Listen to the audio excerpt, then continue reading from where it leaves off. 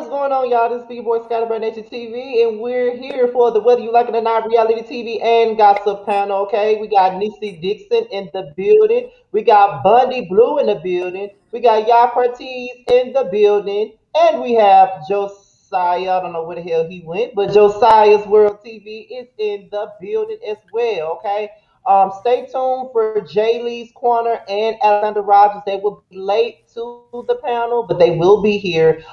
Terrence and Jamie won't be able to be here tonight, but we're gonna hold it down for the both of them tonight. All right. So what we're gonna do? We're gonna start this thing off with well, before we even start it off, how y'all doing? Number one, how y'all doing? I'm fantastic. I'm good. It's about to rain down here. It's about to be a whole vibe. I'm chilling.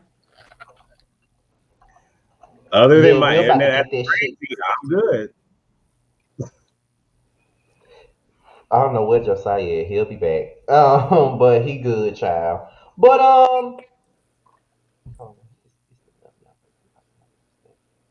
okay. But all right. So we're gonna start it off with the Bell Collective reunion, okay? Because already their reunion was pretty good. It was a pretty good reunion. Friday night, probably better than the season, even though they was busy arguing about hair and all this other shit. But it was a pretty good reunion, okay? Now, courtesy of our Bundy Blue here, she was talking about the outfit. I don't really judge. I don't The really talk about fashions. outfits because I don't really know what to say about it. I think the women got that down pat before I do. But let's talk about Child, the you know if outfit. Let's somebody talk look about a the mess. hair and the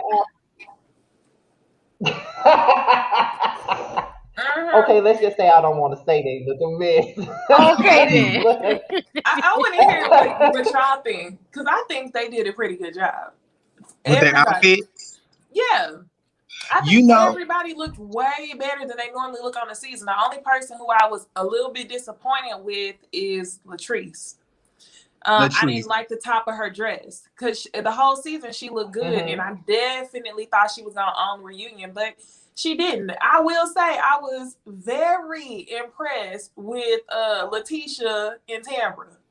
That was the best that both of them had looked. I felt like Tamara was best dressed to me. It was the toned down look for me. It was the slick Yes. hair without using 6 packs of bundles for me. She looked amazing. I was like, oh, So oh many bundles. my God, girl. Mhm. You could have you need to keep this stylist Oh, for and season 2. Antoinette. How could we forget?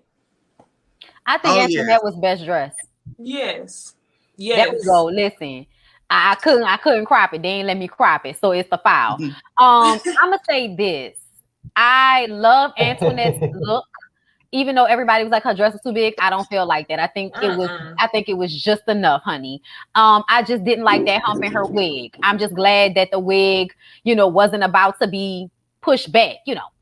Treats wigs and makeup always looks nice. I don't like the dress, and now that I'm looking at this picture, I was like, "What the hell is going on with the dress? Is it a dress? Was that a top? Like, I just think she could have done so much better. You know what I'm saying? Like, it I does look like a imagine that she was, lingerie.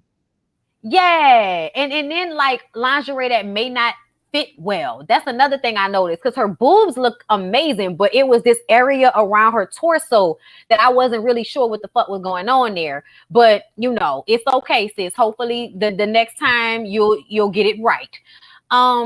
Letitia, I think the color I don't like. Here's the thing. Do y'all remember for proms when people used to go and get the lady that they know down the corner to sew something that they looked at in a magazine, and the lady would sew it together for them, but it would be real nice, but it wouldn't be exactly Garden Gartrell because it would be done nice, but it still had this like innovative country feeling to it. That's what most of them are giving me. Mhm. I think that even though the color on Tambra was beautiful, her makeup was better, like Josiah said, I still felt like she was giving way too much boa. This is not Harlem Nights, bitch. You was doing too much. Not It Harlem indulged Nights. you. That's what she was giving Jasmine Guy from Harlem Nights vibes. And it was just it just when you're sitting on the couch and we can't tell what we're looking at, I feel like that was a bad decision. Marie ass not real. Huh. It can't be with that leg and that ass. That can't be right. That don't look natural at all. But I will say when she was sitting, the embroidery with her makeup and her finger waves and her jewelry, I think she looked beautiful sitting. But now that she's standing, what is happening here? And that's all I have. Yeah, some of the outfits was definitely a hit or miss for me. And I hate to say this, but I think that Latrice is the worst dressed. It looked like she's going to a funeral Yeah.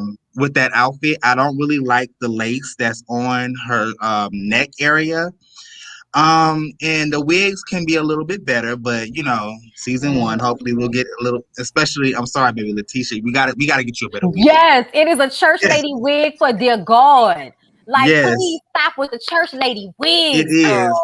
It gives me mother of the church, right from Yes. the bobblehead from the beauty supply, just put on. She look like Okay. a funeral director. she That's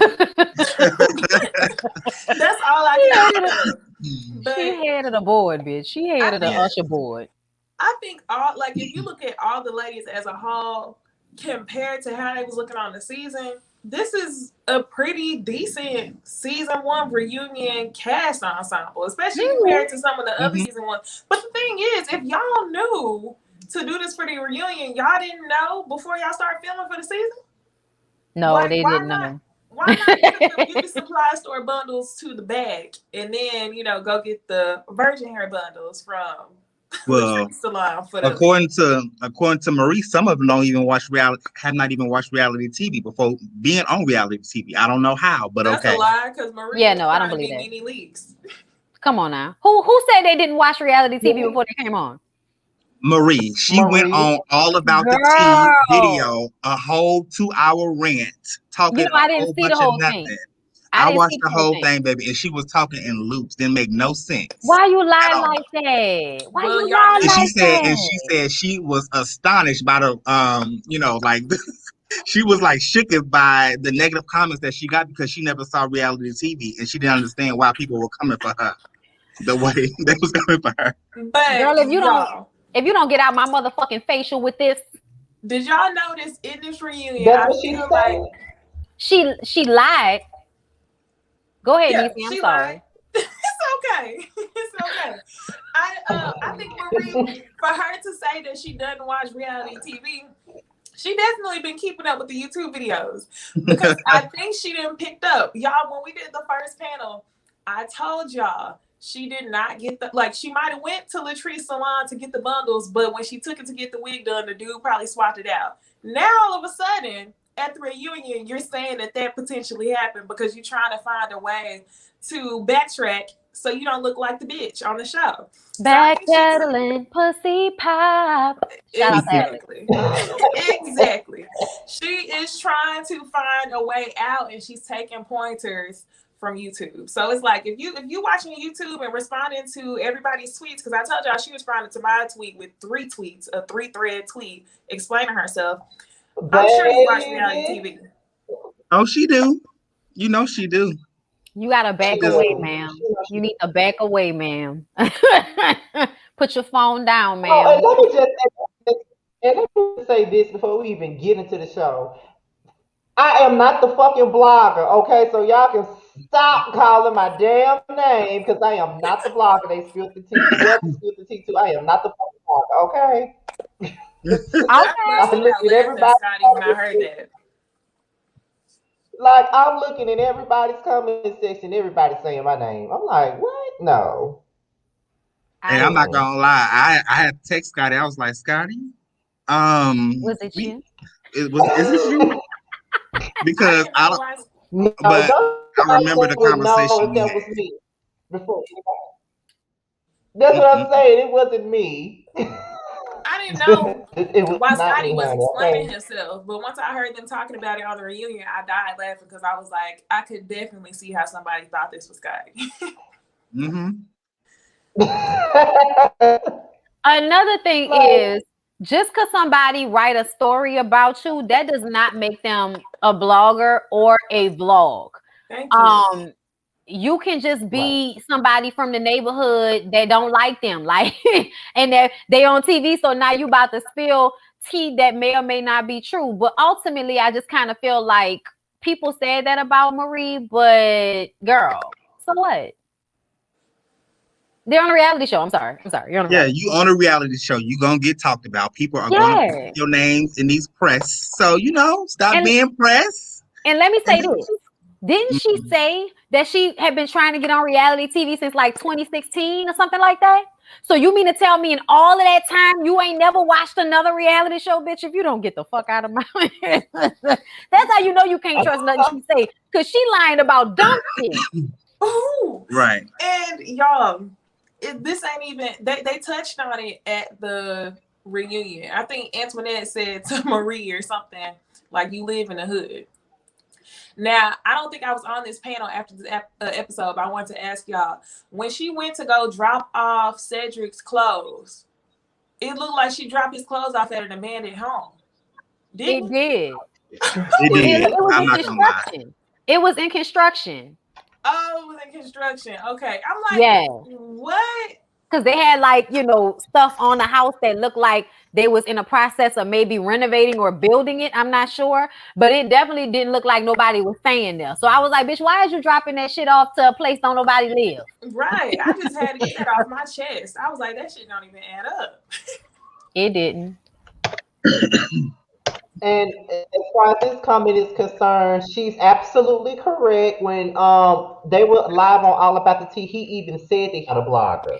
So it further backs up what Bundy is saying. Just a person writes a story about you or does a video about you, it does not make you a blogger or a vlogger. It's just you just somebody that's, Wanted to be I don't messy and know, exposed.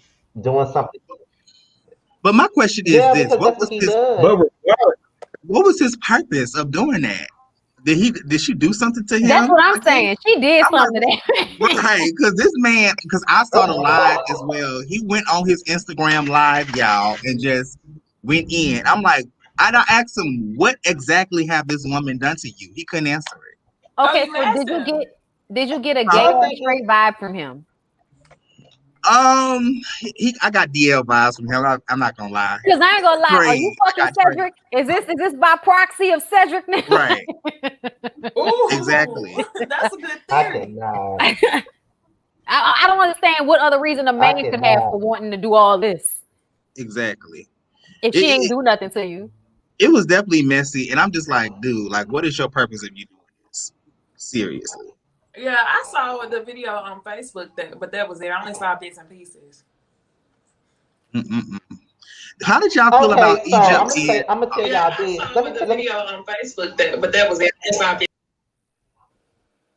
let me tell y'all this before we go into that part of Josiah. Let me say about old boy. I don't even think it's a personal thing. I'm just gonna say that this is just what he does. Like he's known for doing things like this. Like he outs the politicians in the area. He outs the councilmen in the area. Like I said in one of my videos, he outed one of my former algebra teachers a couple of months ago, which I was here for the tea. I'm not gonna lie, I was here for the tea. Algebra teacher, But Algebra that's teacher? inappropriate relations. yeah. No. It was an algebra teacher that I went to in high school, and he outed her for something. She's a principal now, and he outed her for something. I forget what it was, but I'm just here for the messy. I mean for the mess. But that's just what he Of it does. all. He outs people and all of that stuff. He does that to everybody in Jackson of some type of stature. So this ain't nothing new. And I already knew that when the show came out, if he found out any type of dirt about any of them, he was gonna put it on blast. Oh my So goodness. I already knew that was gonna happen. That's what he does. That's what he does. That's what he does. And on top of that, like somebody on the show didn't even have to give him the tea. To be honest, somebody on the street could give him the tea because that's only how he get all his shit anyway. People in the neighborhood could have told things that they know about Marie or Letitia. So Okay, so but he the just fact of does the that. matter is, yeah, he just does that. I don't think it's a Right. personal thing. He just does that. Okay. So you know, The thirst is for real. me, it's Right, exactly. basically. But when it comes down to it, did he tell any lies on them? Is that why they're upset because he lied, or are they upset because their truth was exposed? That's a good question. It is. I think it's a mixture of both. Maybe he's fabricating the story, and then also maybe she's mad as hell because all her tea got spilled. But I mean, it kind of made sense honestly when he did spill the tea watching the show. I was like, okay, like this is an Airbnb that y'all are in. Like Jay Lee went in a few weeks ago about her and her boo thing packing her man's clothes with just a few little hangers. I mean, come on now, like where's the remote? Where's like all the other stuff that Where's the water bottle? right, exactly. He An got nasty. He office, ain't got no food in the pantry. right? An Right. office that don't look like an office, look like a share space, co-working, area. Like, oh Like no, what white lady And from when the this late 90s decorated this little bedroom, bitch? This is not you. and when that singer went into the Hmm. closet, I think the closet was empty when she went in there. a mess. Child, damn mess. Exactly. But So I hope they get a that's pretty season much two so she exactly to can that. stunt with her house. So Well, Marie actually said on she went on all about there will be a season two. That's what Marie said. Now she's not necessarily certain if she's going to. She's already pulling that thing. They realize, oh, I don't want to film with Latrice or Antoinette. I don't want to film with them. I don't want you to film. ain't got enough That's what she's strikes in saying. this That's what she reality said on All TV About game the to be Tea. saying you don't want to film Okay, with somebody. exactly. I'm You You ain't about no to you tell head not you, finna get a honcho, damn check. girl, if you don't right? gone away from us with this bullshit, Right. You gonna sit down right there and film. That's what you gonna do. Okay. Shoots. she tried to make herself not It's look like an asshole on the reunion, but to me, that was all she did was make herself look like an asshole. Right. Oh And my then get god, mad at yes. production. they're jealous Yes. of me. Yes, Oh my Josiah. god, like bitch, ain't nobody jealous of you. Cut it the fuck out. It's the Right. editing. It's the editing. Right, and that's what she was saying all It's your last night. It's personality. the editing. It's your personality. They making her look bad. You know what I'm saying? And she did not confront her in that way. But girl, like you do come off as an asshole, and you have a strong ass personality. Yes, It's Scotty. your So When edited somebody, attitude. or unedited. Scotty, whenever somebody complain about us in your comments, just Hmm. say it's the editing. They're not getting the accurate edit. Just We're tell not them it's getting the this editing. accurate edit over here. Okay? You're like, why is everybody's cameras off? Why everybody look like that? It's the editing. Right, it's the edited Yeah, exactly. it's the editing. But as far as someone asking is he dating Latrice's cousin, I'm not privy to that. But I will tell you this. Latrice will be on my show, me and Jamar's show Sunday. Come So on, exclusive. you'll probably get her Baby side of Latrice the better spill story it in this all. situation Get on all the my tea. show. I'm here for Yes. it. So Because this is a hot yeah, so topic. she'll be on my show Girls are Sunday. So talking. y'all probably get her side of it. Yeah. I can't Yeah, believe you'll they probably all get her yeah. side of the story. You What's got that, an Bundy? interesting comment. No, I was just saying I can't believe how interested everybody is in this show because nothing has actually happened. But good for them. Not nothing has happened, but I just like the show because I think they have good personalities on the show. Right. Yeah, for sure. Mm-hmm. And I love how like these women are really working or like true person entrepreneurs. And Are they? professionals. Are they? Mm-hmm. On some of them. Well, you know what? Hey, Yeah, some Leslie. are Hey, pretending Jay. about their life. Hey, Hey, Jay. what's up? Hey, oh, I'm here. Jesus Christ. What up? What show we on? um, we on Bell Collective. We really ain't really delved into the reunion that much, but we have talked the fashions and we did talk about the blog stuff. So we ain't really dug deep into the show just yet, to be honest. So you're right on time. Right on time. So but did y'all hear okay, so first of all, um I don't know. Marie and Letitia was like their energy was way different this time around. But I will say that when before the show, like when the show first aired, though, that's I had told y'all that the cipher was putting out all that stuff about. I even shared the link with you guys that he had put out that stuff. Mainly Marie, because it wasn't Letitia at first, it was Marie, and he had put all that stuff out about her. But a lot of stuff that he found about her was in public record anyway, like her divorce decree, her liens, all this other stuff that was going on. Like all that was public record. Anybody can go and find it if they really that invested. But I don't know. Scotty, And what this did is you just say a about her divorce? Oh, You said anybody can find her divorce records? Yeah, I think anybody, if it's public record, I think anybody can find divorce records if they really that invested. I don't know how you can go about it, but because I ain't that invested. That's how Jocelyn Hernandez. Which is why I didn't understand why. Which is why I didn't understand why the people thought I was the one that was putting out all the business, honey. I am not that invested, child, to be trying to dig deep into somebody else's life. And you know Like, what? no, Like, ma'am. this is a side note, but Egypt was low key getting on my nerves. I liked her better when she hosted the Love and Marriage Huntsville reunion, but I feel like Egypt was like doing a little bit too much. You know what I'm saying? She wouldn't let them speak. She would not let them speak. They was going back and forth. She was like, hey, like she was doing too much for me. I loved Trying to make Egypt. it a moment. I mean, I I like did her. too, but I didn't like her hosting this reunion. I I didn't think she like did a good how job. Go ahead. Oh, y'all real good. I didn't like how she, had put the pot on the fire, cranked it all the way up, stirred it, and then as soon as it started to bubble over, now she want to walk away from it. Like I enjoyed her. I felt like she was just doing too much and trying to have a moment. I agree. I think her walking away was unnecessary.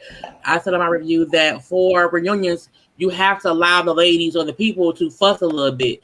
That gives content for them to play to show the back and forth. Like you don't want to be like Love and Hip Hop type fussing and fighting and running across the stage, but you can't allow them to have an argument.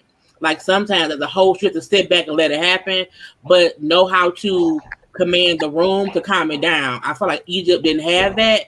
I think she felt like, okay, if I say be quiet, they will. It's like that's how arguments work. So I liked her as a host, but I wish she would have had more of an understanding on how reunions actually work. Like they don't fuss. You don't walk away. Like if Andy walked away each time they fuss, it would be no reunion. But I thought it was fair because what I liked about Egypt is she kept drilling on her questions. Like whenever she asked about the rumor, she started talking to Letitia, and Letitia was saying a bunch of words without saying nothing. And then they were arguing without saying nothing. So I think Egypt really wanted to have the opportunity to ask them the questions that really counted. So I get that she was trying to have a moment, but I probably would have walked away too. They were doing too much. I wouldn't have walked away. I wouldn't have walked away. I'd have sat there and just been like, so this is what y'all gonna do? I'll wait. I'd have sat there and let them, I'll wait. So y'all still going? Oh, okay. So we're not gonna actually have a reunion show. Y'all just gonna go back and forth. Like I'd have done that to them. I wouldn't have got up and walked off. It was what she felt like she needed to do in order to, I guess get the control back. But when Carlos came out with that smile on his face, it was like, okay, you guys, she can't handle it. So like, can y'all bring it down a little bit? Which was hilarious to me. My feeling on it though, like if she because she did all that just for Carlos to come out. So if that's the case, why didn't Carlos just host the damn reunion? Maybe he just didn't want to get a haircut. I don't think he wanted to be. I think he wants to be behind the scenes a lot. John Messy. I think he wants to be behind the scenes a lot. And I think it's better when you have a female host. I don't like the whole male host thing sometimes with these all female characters. Sometimes we know what to ask to get more info. But I also feel like this particular reunion, nothing was discussed entirely. So even though Egypt asked great questions, they kind of danced around them. I mean, to me, I was like, we didn't learn anything new besides maybe the fact that Latrice replaced the hair with Marie. But that was really it. And the fact that Latrice, Kayline, and Antoinette were in cahoots with the blogger. We didn't really know that. Right. Well, yeah. And we talked about looks, but we skipped over Egypt. I wasn't here for Egypt's red lipstick. Oh, I was about to say I loved her dress. I loved her dress. The dress was nice, but the red lipstick, I was like, you look better, Egypt. She looked casting sharp with that foundation. I know she Yeah, already a light-skinned lady, was a but I little was too like, bitch, you are pale as a motherfucker. Where's the bronzer? right. It was a Could little we too warm it pale. up? Yes, she was definitely too pale because I thought Tambra was light skinned. And then she said that. I said, if it wasn't for White her facial features and her hair, she'd probably be a white lady. Okay, that is a white lady. I'm just playing. But she's very, very pale. And that's why I be like, child, y'all want less protection from the sun? I guess. Y'all see, I'm getting my tan, bitch. That's why I'm outside jumping rope now. Tan, bitch. I need vitamin D. Both of them. Summertime fine. Y'all better know it. My husband mad now, but I'm gonna be naked as fuck all summer.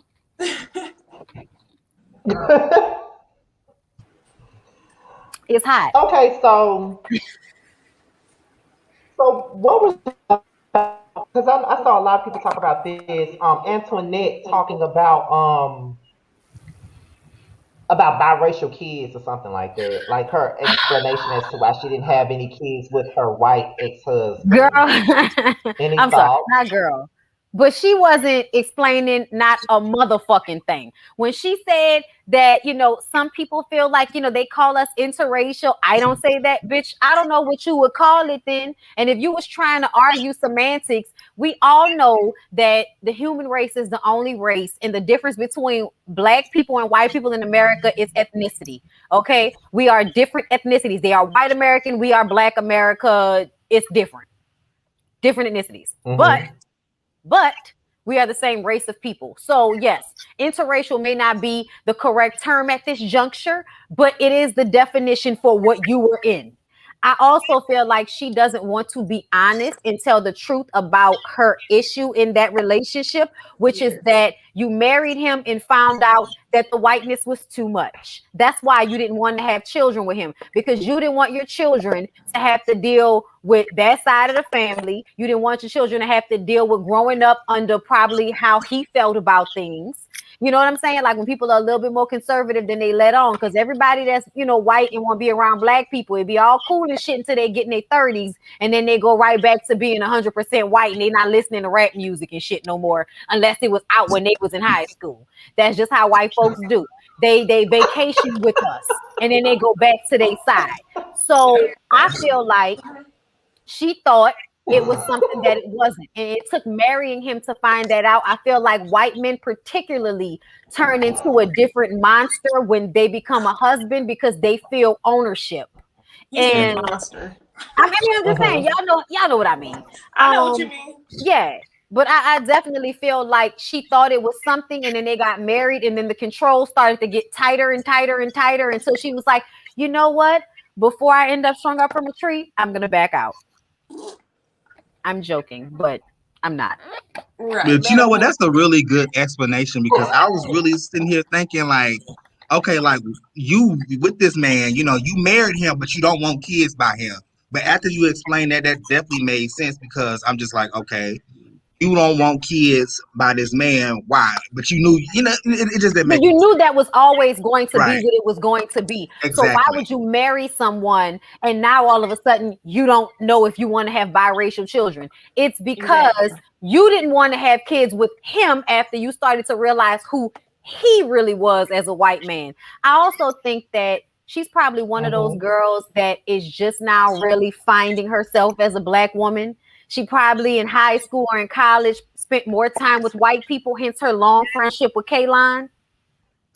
So I just kind of feel like, people go through phases and all of a sudden I'm a black woman, I'm proud, Black Lives Matter, I'm a dentist, I'm doing this for black people, but I was married to a white man and my best friend is a white woman. And I'm really, really calm and patient with the white lady and her ignorance. But when it comes to Marie and her foolishness, I don't have any patience whatsoever. Yeah, you definitely aligned yourself with white people early on, to me. Oh yeah, definitely. She's from Michigan. So she probably went to, a private school with a whole bunch of white girls, you know what I'm saying? And like you said, she's just probably at this moment just getting into her black. So she looked like she'd be that, the one girl that's always with her homegirls. They're going to the mall. Oh my God, Polly.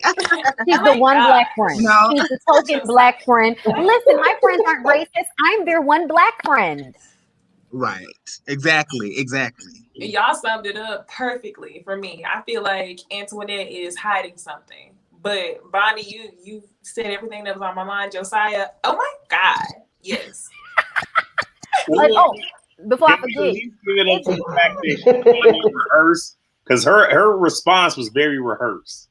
she didn't know what she was saying. She knew that shit didn't make no sense. Isn't her ex-husband a dentist? Yes. See, I feel like she's not saying what it is because she doesn't want to ostracize him because he's in her same field. And as a white man, if he wants to ostracize her in her field, he can do that.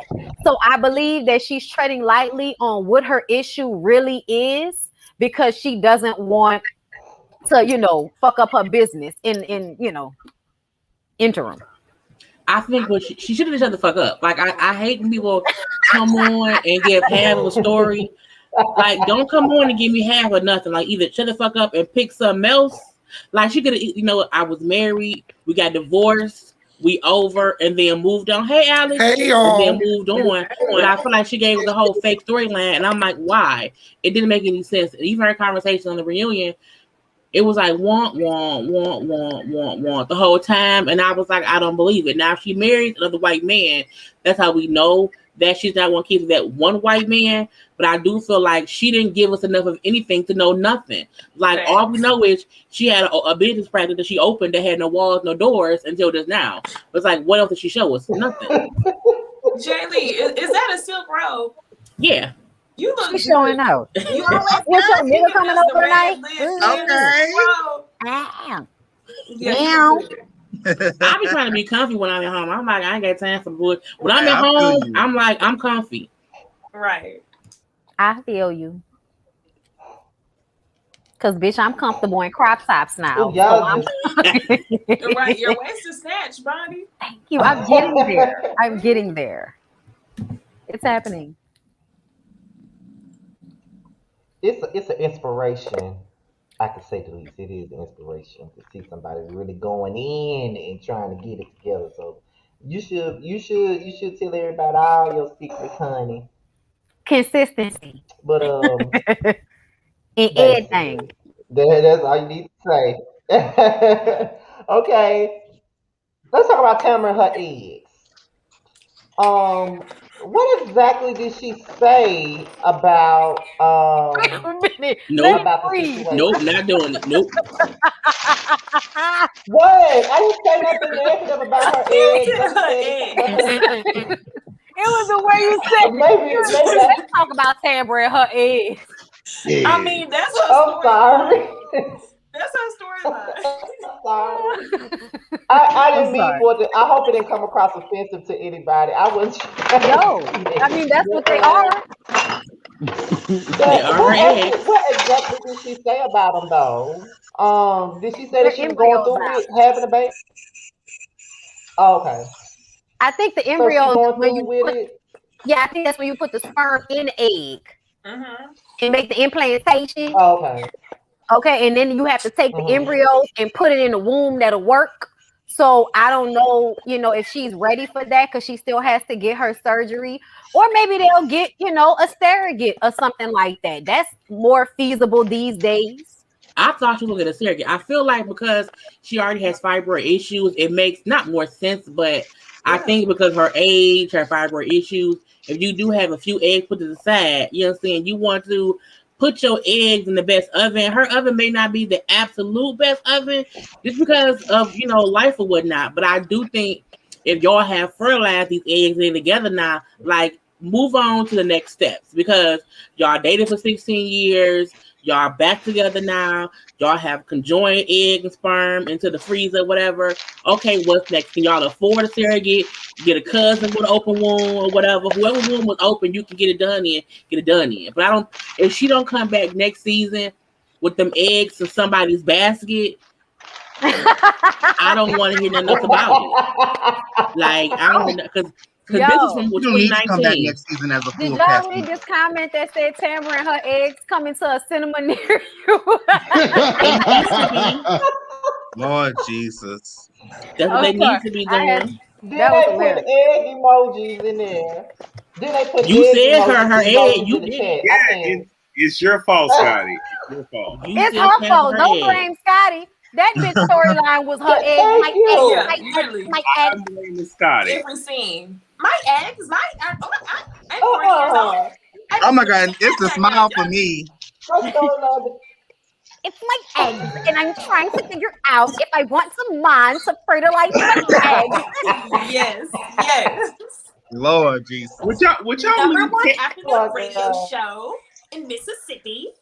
can y'all leave Tambra Braxton alone? Leave her alone. Stop that. Tambra Braxton does Tambra not came- need to come back. Amber came on a whole show with nothing. Like Nothing. she should have been a friend of the show, the same way Kayline was, the same way wasn't that Melanie was. Like Tambra should not have been a main cast. She didn't give us main cast member storyline like at all. My mama wanted me to have kids. I want me to have kids. I don't have no kids. But it's like nothing was progressive the whole time. It's like for what? Again, if she come back next season, if she do, I just need her eggs to be in somebody's oven. Now, Or She needs to come as a friend. She needs to be a friend she of the need girl. to have something else. what it could have been is maybe she wasn't supposed to be on the show and did something, and they put her on like with Claudia. Claudia, the only reason But she ain't do shit. Claudia, What she do? I guess she had with Antoinette. I don't know. I'm just look. I'm not that. Damn it. No, I'm gonna tell you, she's a Carly Red in a way. You know what I'm saying? Like somebody that's a go-between, because at the beginning, like at events where Letitia and Marie weren't there, Tambra was there, and then Tambra would go back and talk to Letitia. I'm sure, and then Letitia would talk to Marie. So I think at some point she might have been a go-between. I'm also wondering if they meant for Kayline to be more part of the show, but because of the response they got, they decided to re-edit and add in Tambra to make up for Kayline being taken out. Well, That's a good point. The word was that Kaylin, that was the word around the curve though, because they were saying that Kaylin was supposed to be on the show, like for real. That's probably why she got so many scenes, because she was actually supposed to be on the show, but it didn't work. So that might be true.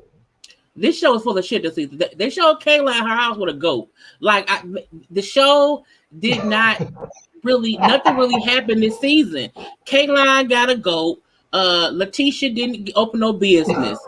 Tambra didn't be on no TV show or no red carpet. You know, Marie still don't have no goddamn computer in her house, and her and that man ain't together, and she's still fucking Esty. Like nobody really, only Latrice at least had a hairline video shoot with them bumblehead ass twins with them burnt out blonde ass hair. That's really all we got all season. But if you think about it, this whole season, nothing much. We didn't even get the finishing of Antoinette's practice at the end of the show. So it was 9 episodes. I mean, it was entertaining, yes, but did anything happen? No. The weather didn't even change. Y'all, the weather was the same. Like it wasn't even season to season. Nothing. It was bad wigs, bad fashion, egg baskets, empty dinners. It was all this bullshit all season, but it was entertaining. But let's be honest, ain't shit happened. Because Kayla was on there with a goat. And y'all, we didn't see Tambra's house, right? We ain't seen none of her house. Yeah, we did. Yeah, we did. The event with Antoinette was at Tambra's house. Oh yeah, never mind. Okay. When they got into it was at her house. Yeah, when her Antoinette. That's right. I remember feeling like I didn't like the fact that when she stood up, your girl stood up too, and it was just kind of like, bitch, this ain't your house. You doing too much. Calm down, sit down. You right. So that's why I remember that. But yeah. Egg basket. She said all we see with egg basket. Because nothing happened this season. Nothing. It was a bunch of bullshit. The fact that no one opened, well, at least except Latrice. Latrice did her hair stuff, but anyone else, Marie opened that thing, but we don't know if it was real because it was the fact that her boyfriend came, that goddamn hang t-shirt, and them slacks, I still feel like it was some bullshit. So again, all of it this season was bullshit upon bullshit, a little bit of fun. Bullshit, egg basket. Bullshit, hair fight. Bullshit, Marie and Essie. That's what it was. Yes, Jaylee. That's the whole synopsis for the entire season. That was what we saw. Again, it was entertaining. I want a season 2. I do, but I hope season 2 can be a full season. Like Carlos need to produce Bell Collective. He do love a Mitch Huntsville. They will have a half season, but shit happen. Like they get They on season 2 Will of a Marriage, but each season like a half. We got half of this shit, but nothing. I'm right. like, for what? Like, produce the show. They need a better storyline than Wiggate. That was not it. Yeah, I'm like, I don't care about that fucking wig. Because Marie didn't wear wigs at all. You had a whole fight with a bitch about weave, and you don't wear weave. What sense does that make? Has she wore weave any of the time during this episode or the seasons? Okay, because she wear weave. You don't even wear weave, mama. But you fuss and fight about a goddamn weave you bought that one damn time that didn't look right. That you took to somebody else that they fucked up. And that's your main thing. Girl, miss me with the bullshit. This ain't shit happened this season. We can move on. And then Marie tried to act like she couldn't do nothing with her hair because the wig didn't work out. You could have just laid that shit down with some wrap lotion and went on about your business. You know how to shortcut. So you just lay it down, pop some lipstick on, go on about your business. How you did all season? Well, I had to wear the wig. No, I would have worn my permed hair, laid down. That's what she said. She said her hair wasn't done and she had to put on a wig because she hair ain't never done. Look, a short dude with some water and some mousse is the easiest thing anybody can do. Okay, my hair is in 2 plaits right now. When you have short hair, or when you have short hair or hair that reacts great with water and mousse, you easy breezy beautiful cover girl. Marie full of shit. Okay, she ain't need no wig. She barely has hair. Bitch, lay that shit down how you always do and keep it pushing. Okay, have Essie come over and stick your edges down, look or whatever, and then leave. Essie know what to do. Who do Essie have? She'll be over there brushing her edges with the little edge. But she said, but Marie said, I do hair. I know if you know how to do hair, you know how to fix your short ass hairstyle because you do hair. Marie full of shit. Okay, she was on. They probably do her hair for her. Don't they got the same exact hairstyle? They do each other's hair. You're right. She's so full of shit. We was just talking about how that bitch she lying her ass off. Talking about she ain't never seen a reality show. Bitch, you was a liar. You should have been a liar all your lying ass bitch. You was a liar. Yes, girl. She went on all about the tea last night and just went off. I caught the end of it. I caught the end of her just saying how she didn't watch reality TV, so she didn't know what she was going into. Marie, goddamn lie. Below. If you're watching this video, Marie, please comment below and let us know if there's anything that we're not seeing so far, maybe like the editing, and explain to us what it is. Marie, if you watch it, but you full of shit all the way up and through. You laughed at us all season. Okay, you kept lying at us all season, Marie. I call no one in this world who goes on a show like that don't know about shows. You've seen one before. You Nene, bitch. That's who you is. Right. She tried to come in like some Nene leaks. Not even. No. Nene better than that. Really? Nene is my favorite housewife of all time.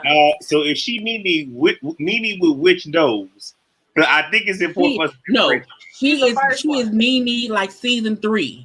Like the first nose being fixed when she looked okay, her teeth was a little bit better, her edges wasn't ate out. That's which Nene she is. Okay, that's who she is. When we like Nene, okay, we like Nene with her edges ate out. We love that Nene. That Nene was authentic. Okay, she didn't take no shit. She was fun, messy, petty, but real as fuck. We like that Nene. That 8 out hair Nene was good, blind wig and all. And Marie got the black hair at the back being 8 out. But it's okay. It's okay. Alex. But Marie full of shit. Alex gonna say something. What you gonna say, Alex? I'm a leave. Damn it! I lost it now. No, I lost it now. Oh my good. I lost it. I can't even remember what it was. I'm so sorry. It'll come back to me. Now it's here. It's Nene's teeth that are the real line of who she is as a person. When she had that missing bottom tooth, that's when she kept it real. That's when she, was always humble. But once she got that bottom tooth filled in and they were done, it was an issue. Yeah, is Nene anywhere right now? I don't think she knows. She might be the one to visit Marie. I don't know. I'm gonna stop. I mean, they made the whole reunion about the blogger to the point where they just needed to have him on. At this point, yeah. The fact that the blogger was on the T live last night, I was like, bitch, you kidding me? I was like, but this is my thing. When I kept hearing the blogger, I knew it wasn't Scotty because I'm like, Scotty, no, Latrice. So they would say who it is. I felt like everyone knew it was the person that was in the town that was saying shit, because I heard a little stuff when the first happened, but that was really it. But I feel like that didn't pick up any steam in the world. It picked up steam in Mississippi. And to me, it's a difference between your state knowing shit and the world giving a fuck. We didn't get no fucks. Like, we didn't care. We did not watch the show any less or any more. Like, it was what it was. So I feel like Marie maybe felt more hurt everybody because it's her town, so she may have heard more of them. But I'm like, we didn't care. Like, the blogger, not even a real blogger to the world. To Mississippi, yes, because he's popular there. But if it was a real blog, it would have been on. But it's more popular in y'all state, but y'all know of him. Like, I don't know that man. But people are there, like, y'all know who he is. Like, okay, I know. But it's not a dancing brand. It's not a blog that picked up his story and then hit the nets. That's my thing. I think anyone in any city, that don't make it worldwide. So I think Marie put 20 on 10 as if he ruined her to the world. It's like, no, bitch, we still fuck the same about you. You don't have like a computer in your office. We don't trust you. Your house is empty. We don't trust you. Your son gets to meet kids. We don't trust you, bitch. You rich but have no nanny. We don't trust you, bitch. So Marie ruined her own stuff by being who she was on camera.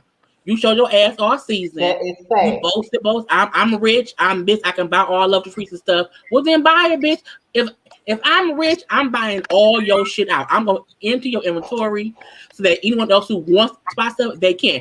And then I'm going to sell them your stuff. I'll make my profit back. So that's what I would do.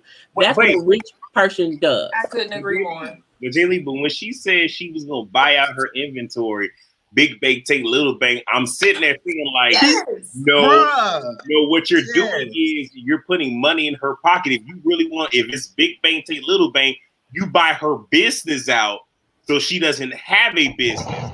But just buying. Well, no, I would still want her to have to go through getting her hair, getting it all stocked, send it to me real easy. I resell it, and then she still don't have no more customers. Eventually, people will stop wanting her and come to me. So I would just keep buying her out, and then she can't work no more. That's what I would come petty. Okay. I don't want to work. Let her find it and get it in, and I get it for the low. Well, all I got was to piggyback off of what one of y'all said.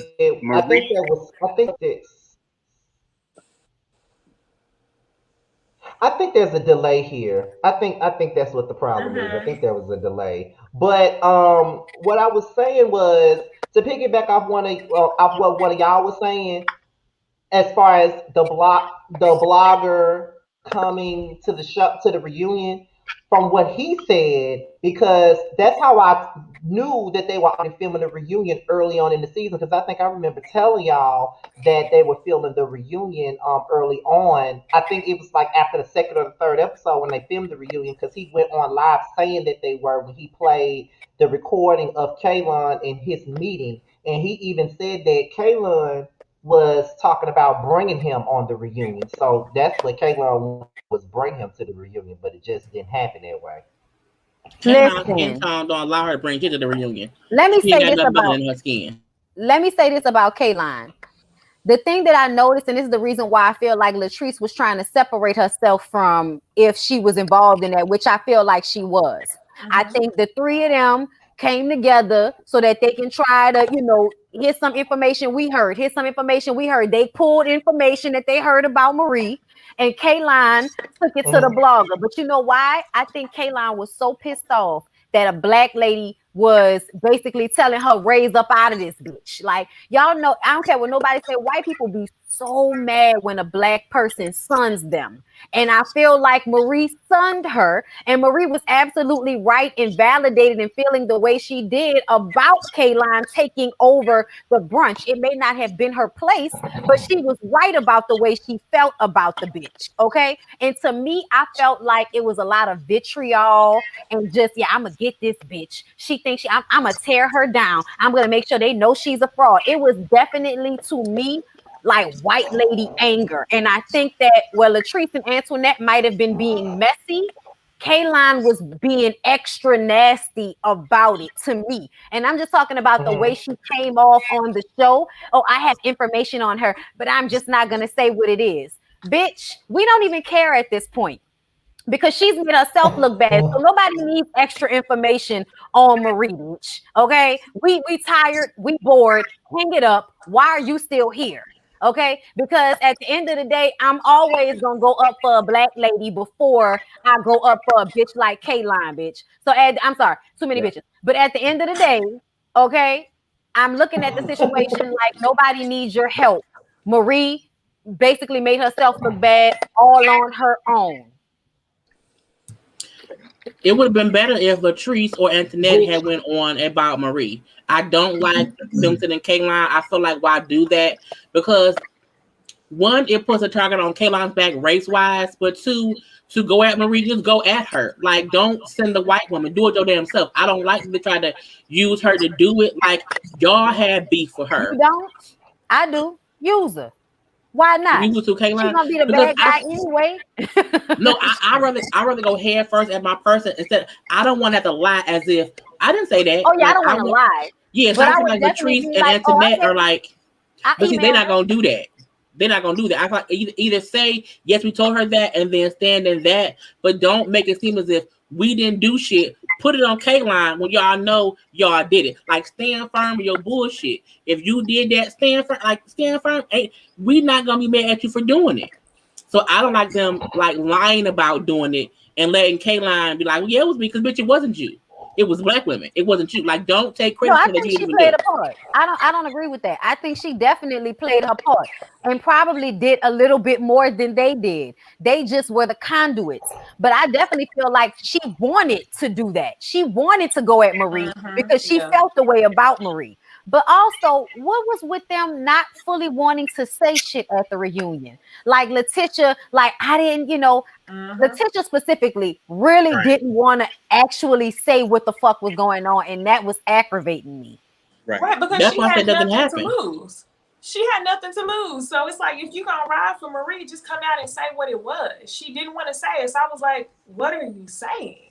Right. I think it's dirt in her past that she don't want out. I think she feel like if I stay quiet, whatever they know about me, if I just don't say much, they won't say shit about me either. I think that's why she stayed quiet. Come on, I'm gonna read you if I know you fucked me over, I'm gonna go off. Unless you got something on me, let me shut up. And didn't Latrice look nervous as hell when Egypt kept asking her? She looked like she was like they was gonna be like, and this bitch don't really have no business. She was shaking in her boots. I was like, why is Latrice so nervous? Maybe she just shy. Not a swing.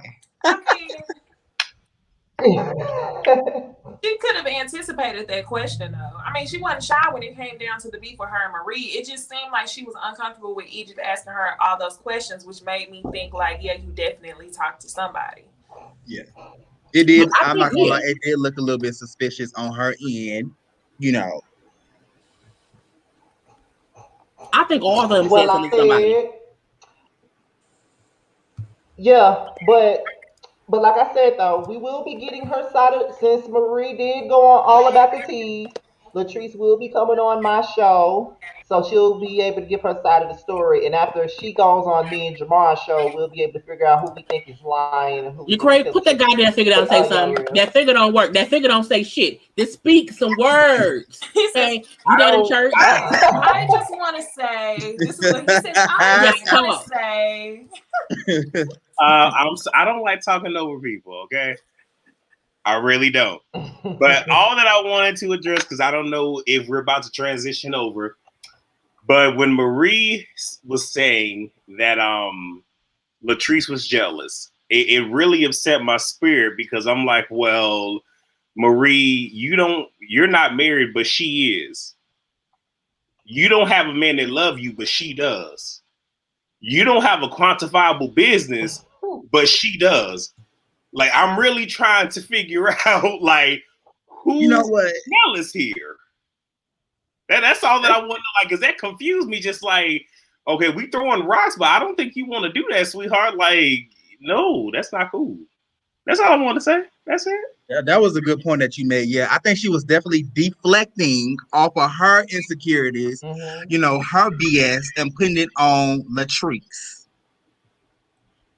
No one likes Marie. Marie don't like Marie. And Marie needs people to feel like she's better than what she is. I think that's why she boasts so much. Like, you boast so much, but you don't show shit. You know what I'm saying? Like, we at least seen Latrice's husband, their house, her business, her employees, her hairline, the product line.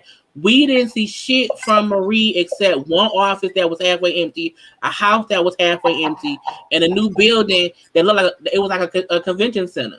That you go and you had your little parties at. You rent it out. Okay, you cut the little ribbon, and that's it. I feel like Marie didn't show shit besides her son and the kids, Cedric in his suits, and Essie. So I think for her to make maybe to her, she thinks if I said enough, people will believe it. But no, we ignore you because no one is jealous of you.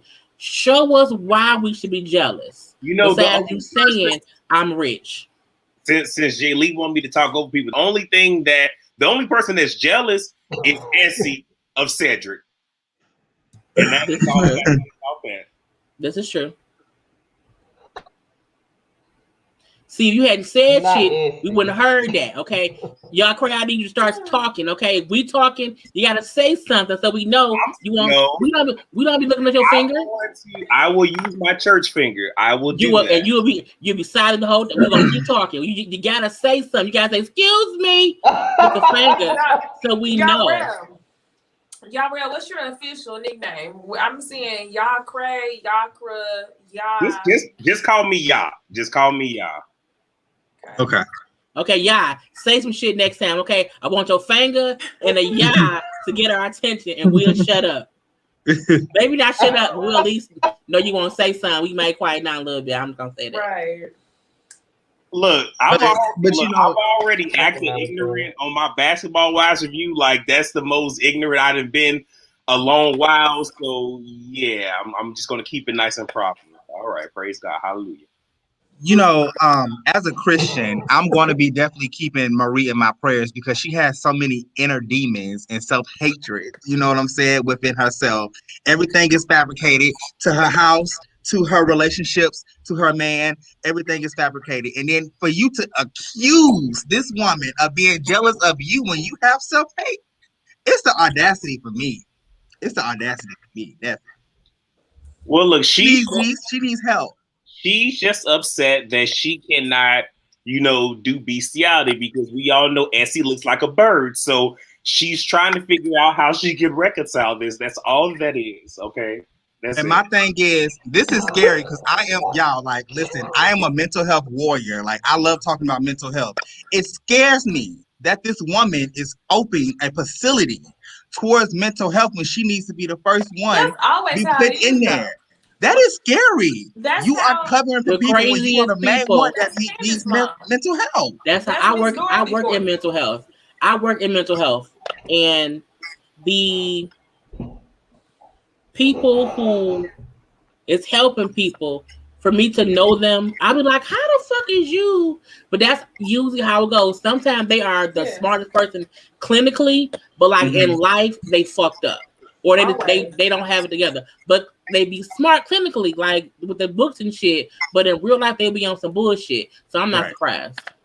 But the only thing that I will say is, I need for Marie to really get a grasp of things, because if she does, because I don't know, but if she really does have these businesses that she does have, no one's going to want to send their family member to your clinic to get help with you acting the way that you are acting on national television.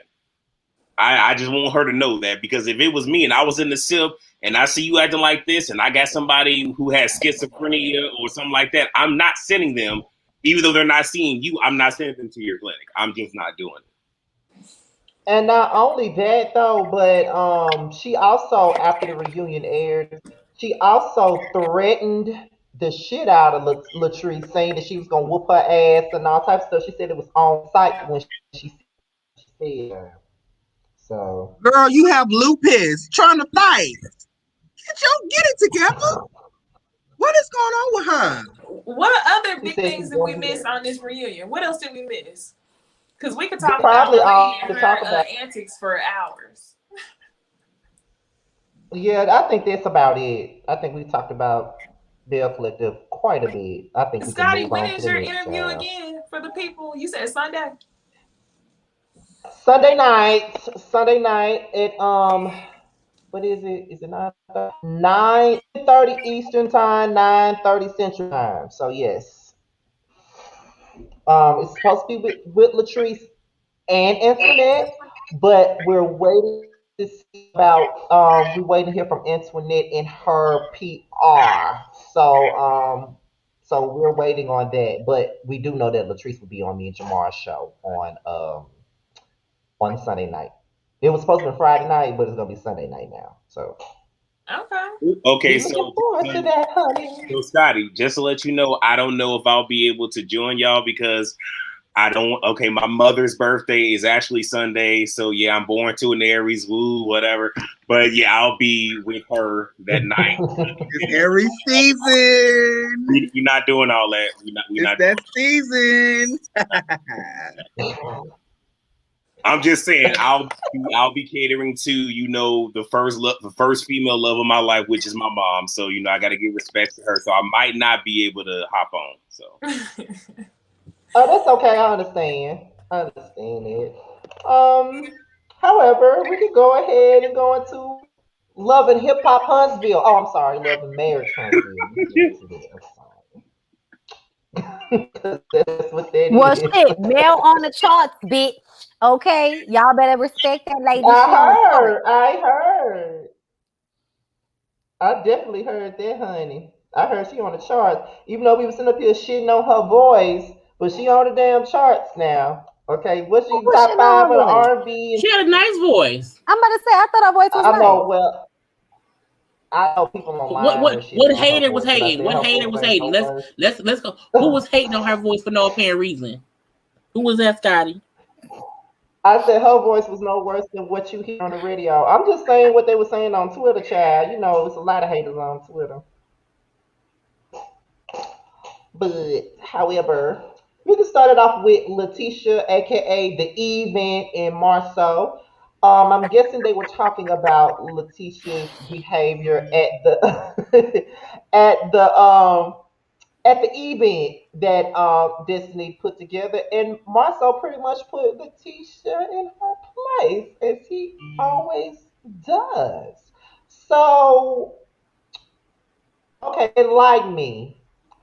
What is the real deal problem that Letitia has with Mel? Because I'm letting y'all know. I watched the first kind of binge watching stuff from the past, but I'm trying to understand what is the problem that's so bad that she can't get over the past? Because it's like every time they try to get over the past, she won't allow it. Let me break it down. So at the beginning, they were cool, but Tisha felt like Mel was being bougie and, she hasn't been hanging around us a lot lately. So, Mel was trying to fix that. Tisha would do shit like ask Mel for advice. Like, I'm going to give you the blueprint, girl. That was exactly what she said to her. She then takes that back to Kimmy and it's like, Mel was talking about she gonna give me the blueprint. And I'm like, girl, how do you have the blueprint? Even though you went to that lady and asked her for her help.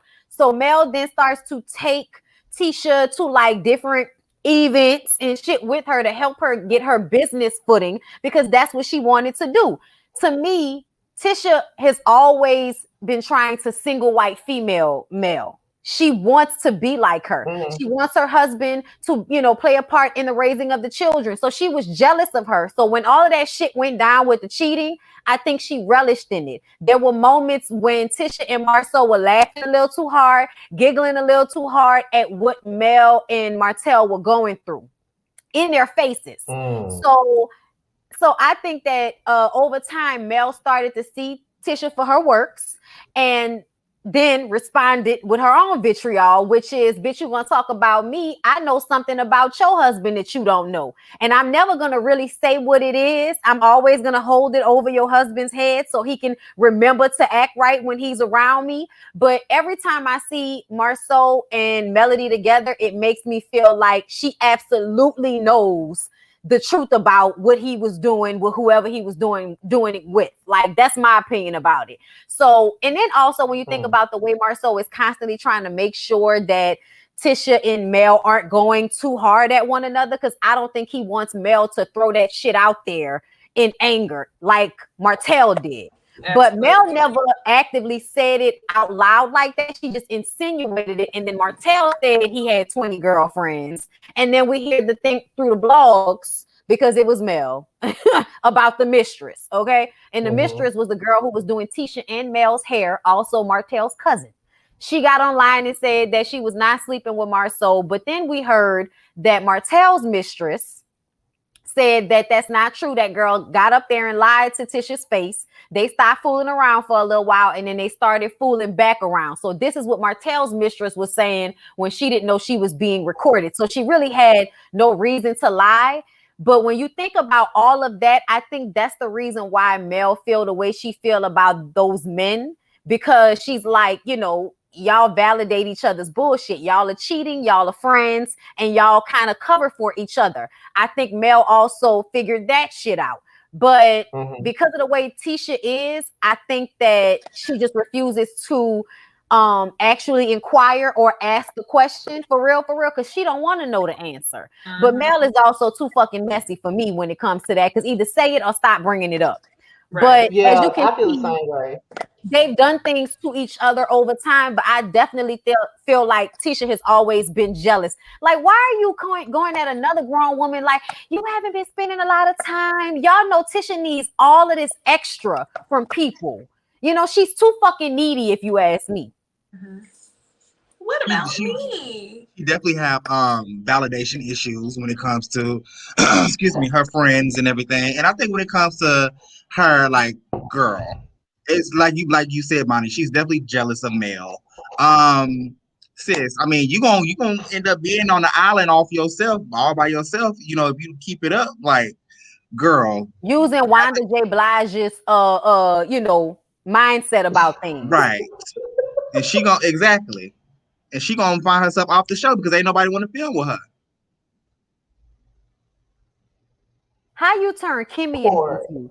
Kimmy was really trying to be there for her, like, to the point where Kimmy was putting her relationship with Mel in jeopardy, trying to speak up for Tisha. And then Tisha comes to Kimmy like, you're not doing enough. You're not being loyal to me. And I was just kind of like, yeah, you're gonna keep ostracizing everybody because your mama done fucked your head up. You know what I see with her friendships, it's like what she's missing from her husband, she's going to her friends. And sometimes if my homeboy said, hey bro, like, I need you here with me. No, you need to talk to your wife, or you need to get with your spouse about that. Like, what? Clearly there are issues going on with her in her marriage, and she deflects it and put it off on her friend. Yeah. When there needs to be a conversation between her and her husband. And Marceau is absolutely tiptoeing because he knows that Mel absolutely has that heat to definitely unload whenever she's ready. So he's always like, wait. You might want to do this. Okay, because like, we know he's cheating. Yes. I'm like, okay, while you're being logical, something tells me that you are working on both sides. And it's not just because you like Mel. And it's not just because you realize that your wife is a little illogical. It's because you know she got some heat on your ass. Yeah, Tisha just needs attention, and I think once people get past that, just ignore her. I think even with us knowing Marceau cheated, like, that's a clear indication. I think Tisha know that too. That could be the reason why she wants to fuss with Mel, because she feels as if my life mirrors yours, but you still handle it better than I am. Like, I can't handle or admit what my husband did, but you can, so I'm mad at you. That's because, like, why keep going back to old shit that y'all already discussed and talked about it, you know, came to conclusions of it. Even Kimmy bringing up how both Tisha and Mel have their own truths, and neither one thinks it's a lie. I think that's true. Tisha has her right to feel how she feels, but she still wants attention, and that's why I can't take her for real. Like I can't get your pain because it's from bullshit, and you can't even discuss or admit why you in pain in the first place. So I can't take you serious. So I'm like, girl, bye. Go sit down somewhere. I do like Marcel more this season. I like how he is telling Tisha about herself. Like, girl, why would you go and fuss with that girl for no reason when you don't want to fuss no more? So I like how he calls her on her bullshit, but still supportive. But again, because he don't want it to come out big cheating. Okay, Sakina, this question is for you because it was in the chat, but I guess they asked you, did you hear Mel's song? I haven't heard it yet, but have you heard the song? And if you heard it, Oh, well, hey y'all. First, y'all talking. Hey y'all. What's up? Yeah. To answer your question, well, no, actually, I didn't hear the whole thing, but y'all already know how I feel about that song. Terrible, terrible lyrics, terrible everything. We ain't even gotta speak for real. Just we wanna see the kid. She did that. I heard the whole song. I heard her last night. Her vocals to me is good. I think Mel has a voice. I think the point of this song was strictly to get back at Martell and make some money while doing it. So I think the lyrics is for that. She didn't make the song I don't think she made it to be like a real on the radio song, but you fucked me over. You played me, let me air you out, and just make some money while doing it. So the lyrics to me are really they're basic lyrics, but it's basic based on what he did. And for her to make that rhyme to me was smart. I think it's a smart move. Your man fuck you over, and you can rhyme some shit together and put it out, and it's like number 3 on I think on iTunes or whatever. Like that's smart. She did it to get back at him. I don't need you. You know, Right. you still want me. I gave you 5 years to cut her off, and you did bullshit. Martell kept going at her in the blogs, on interviews, whatever. He kept With doing his that. friends, Yeah, with so his her thing mama. was, I make a song. So I think that was her reply, just in song form. So I liked it. I would not play on the radio, no. But for what her purpose was, I think it was good. I guess I'm not featuring the song. It doesn't showcase her talent. No. maybe, okay, listening to what Jay Lee said, this could be the same thing that Tiny did when she put out this song a couple of years back, that What the What Fuck you You Gonna gonna Do leave or song she put something? out. Yeah. Yeah, And now and we I know where bought it. to. I She bought it definitely, though. And That was my shit. but see, she Tanya's a definitely singer. using her choir voice. Mel used to be in a choir, bitch. She wanted to use her choir vocals. And I'm not mad at her because I feel like people put out trash music all the time and y'all play it on the radio like it's the best thing since sliced bread. So if You're she can right. make a little check They off her do. music, I don't begrudge you, bitch. Cha-ching. I judge everybody who put out whack shit because I'm so unimpressed by a lot of shit. So even just to hear her, I'd be like, this shit I is just trash. want her to let that wig go. Yes, I want a her to Braid let the Oh wig, my that please. Oh nappy my God. God. Yeah. braided Yeah. wig. I need I'd be her. like, No, that's who you girl, need to sing a goodbye song to. Sing girl. goodbye Straight song to to that wig hell. and bring back the scallop. You had a really cute scallop of hair atop your head. It worked. It fit your tiny little face. Next It week. fits your Next week pea she goes head. back to it. Because when they was at that Good. party, I That's what saw she she had. needs.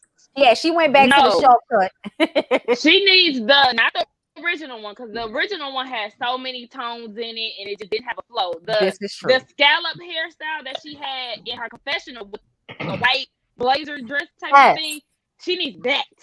Yeah. That was Y'all cute. killing me just for calling it scallop. But y'all know what I know It's what y'all talking about when y'all say scallop. I cannot. I call her wig the Riley off the I Boondocks cannot. Okay. wig. What? For real. Okay, That's now all. the Don't it look I like mean, the Riley off the conversation. Boondocks? The Bondi, wig. somebody in the chat said that I guess you have a live that's scheduled that's on or something like right now, whatever. I don't know what it is, but yeah. I just wanted to say that. My Oh, bad, you y'all. do. Wig. It might be a premiere. I was about to say, could you Her take that to the chat? wig is as stressed out as she is. That's It's the your thing. That basketball wig, like you look wives. at that wig It's and you your feel basketball stressed wives. up in your chest. Right. It's your basketball wives video, Bundy. It's scheduled right now. It's just the wrong day. It's the 23rd. You put 22nd. They should know the show ain't even on today. They so silly. Oh, okay.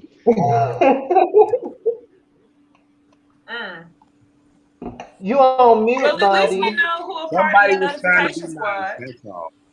Come Somebody on, was trying to be notifications. nice. Let them know. Yeah, that's how I knew it was up there, child.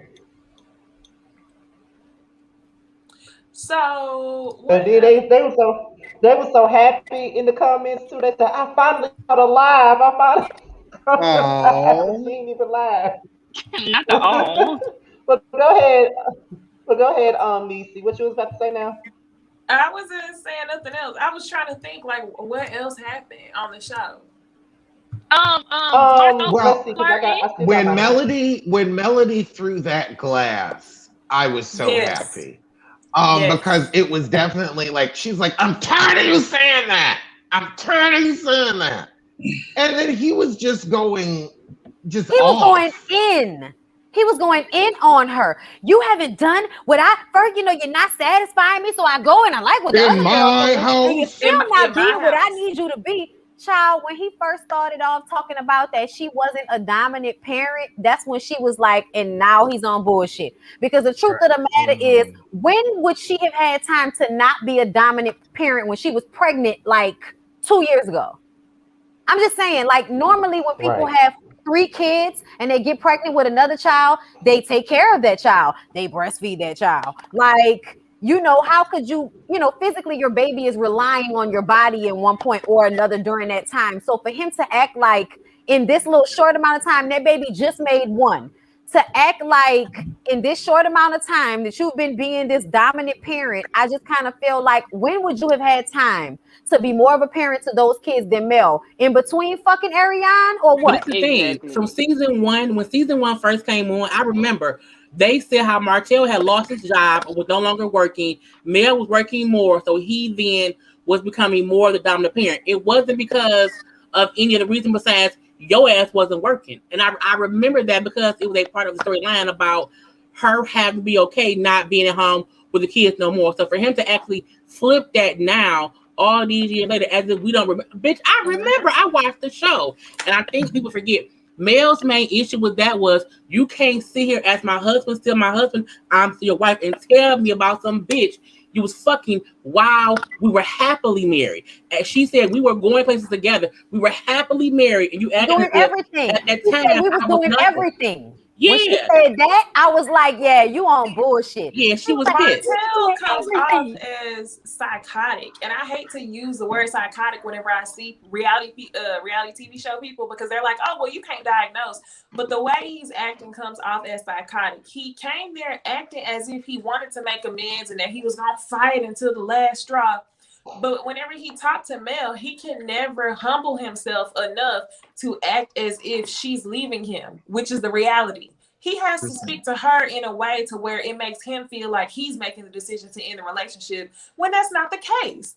So I'm like, this man is really crazy. And then I also want to say, whenever Mel threw that glass, I kind of like, my heart was warm. I felt happy because I was like, she's making me feel normal.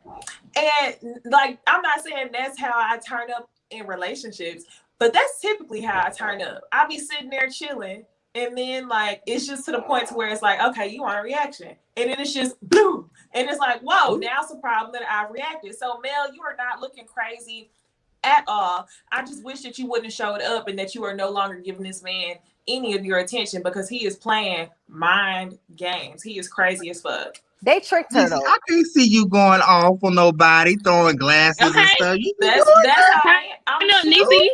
Oh no, I get it.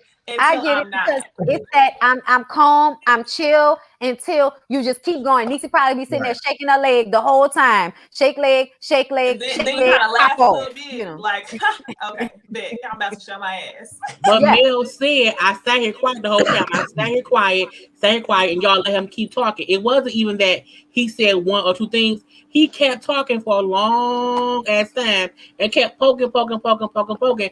And she snapped. And her thing was, you're not going to keep saying that shit to me. And he should, like, I was like, why is he act like it's cool? She said, I'm like, that's your wife. That's your, you want her back. That's your, but you gonna tell I her think he's Chris, saying it. I think the way Chris had tapped out, that's what was funny to me. Did y'all see his face the whole time? He was like, Chris He like, was grinning at one point. He was like, he was grinning when he was holding Mel back. But see, that's the bad part. I feel like Martell did not even tell them the truth that old girl pregnant. You have these people here helping you talk to her, and they don't know the truth. I'm like, that show how crazy he is. You won't help them folks who you want to be truthful with. So if they don't, because when they said he for real, she's like, yes, he's having a baby. Yes, she was shocked because he didn't tell them that. I feel like if he told Chris and his wife, the girl pregnant, so Mel's mad, but I need y'all help, they wouldn't have helped because that's a whole different thing when she's pregnant. It's one thing, they say if he cheated, that's one thing. Okay, people get over cheating. Mel, if she wasn't cheating, it was a cheating and the baby. It's a whole other part to it. If Chris cheated back in the day on his wife and she forgave him, that was fine. That man had a whole baby and it's still treated Mel like it's her fault. That's it too. You cheated on her and you're blaming her. And the that's fact the part that pissed everybody off. And the fact that he keeps saying somebody else, you couldn't satisfy me, somebody else did. He constantly keeps saying it because he knows that that's gonna get a rise out of her. He knows that he don't like that she's tapped out. He don't like for that. so many years to tell you. Right. Ego. He wants that reaction from her. So for to sure. know, Derek Jackson showed you how to apologize when you cheat on your wife. Okay. Grip her hand for dear life. Hold her hostage. Blink I'm twice fucked up. I'm That's taking another story. accountability. The Lord ain't done with me. I don't even keep up with that man. That's a whole other conversation. I didn't before all this happened. And then I was just like, well, let me see what he gonna say. Because right. I was just interested to see what his especially response if you was. give love advice or all that other shit you be doing. I need to look at that actually. Let me see what it was interesting. I do too. But his wife was sitting there in the video like, I won't stab this nigga, but I'm all right. Right. Like, I was like, girl, blink twice if you can hear him. us, child. Blink twice if you need help, because she didn't blink once. She didn't blink, and he was gripping her hand for dear life. Like, we're good. I'm telling you, that was the second live, y'all. They did that first live. I was on that live, and he asked her if she wanted to come on, and she was like, no. The fact of the matter is they're still together, and he had to respond because this is his business. But his response is what everybody wishes Martell would do. Say you're sorry, accept accountability, say I'm fucked up, and don't try to blame Mel for what you've done. Because ultimately, if you were unhappy, like Mel said, you would have asked for a divorce years ago. Right. And he's not going to do that because of his ego.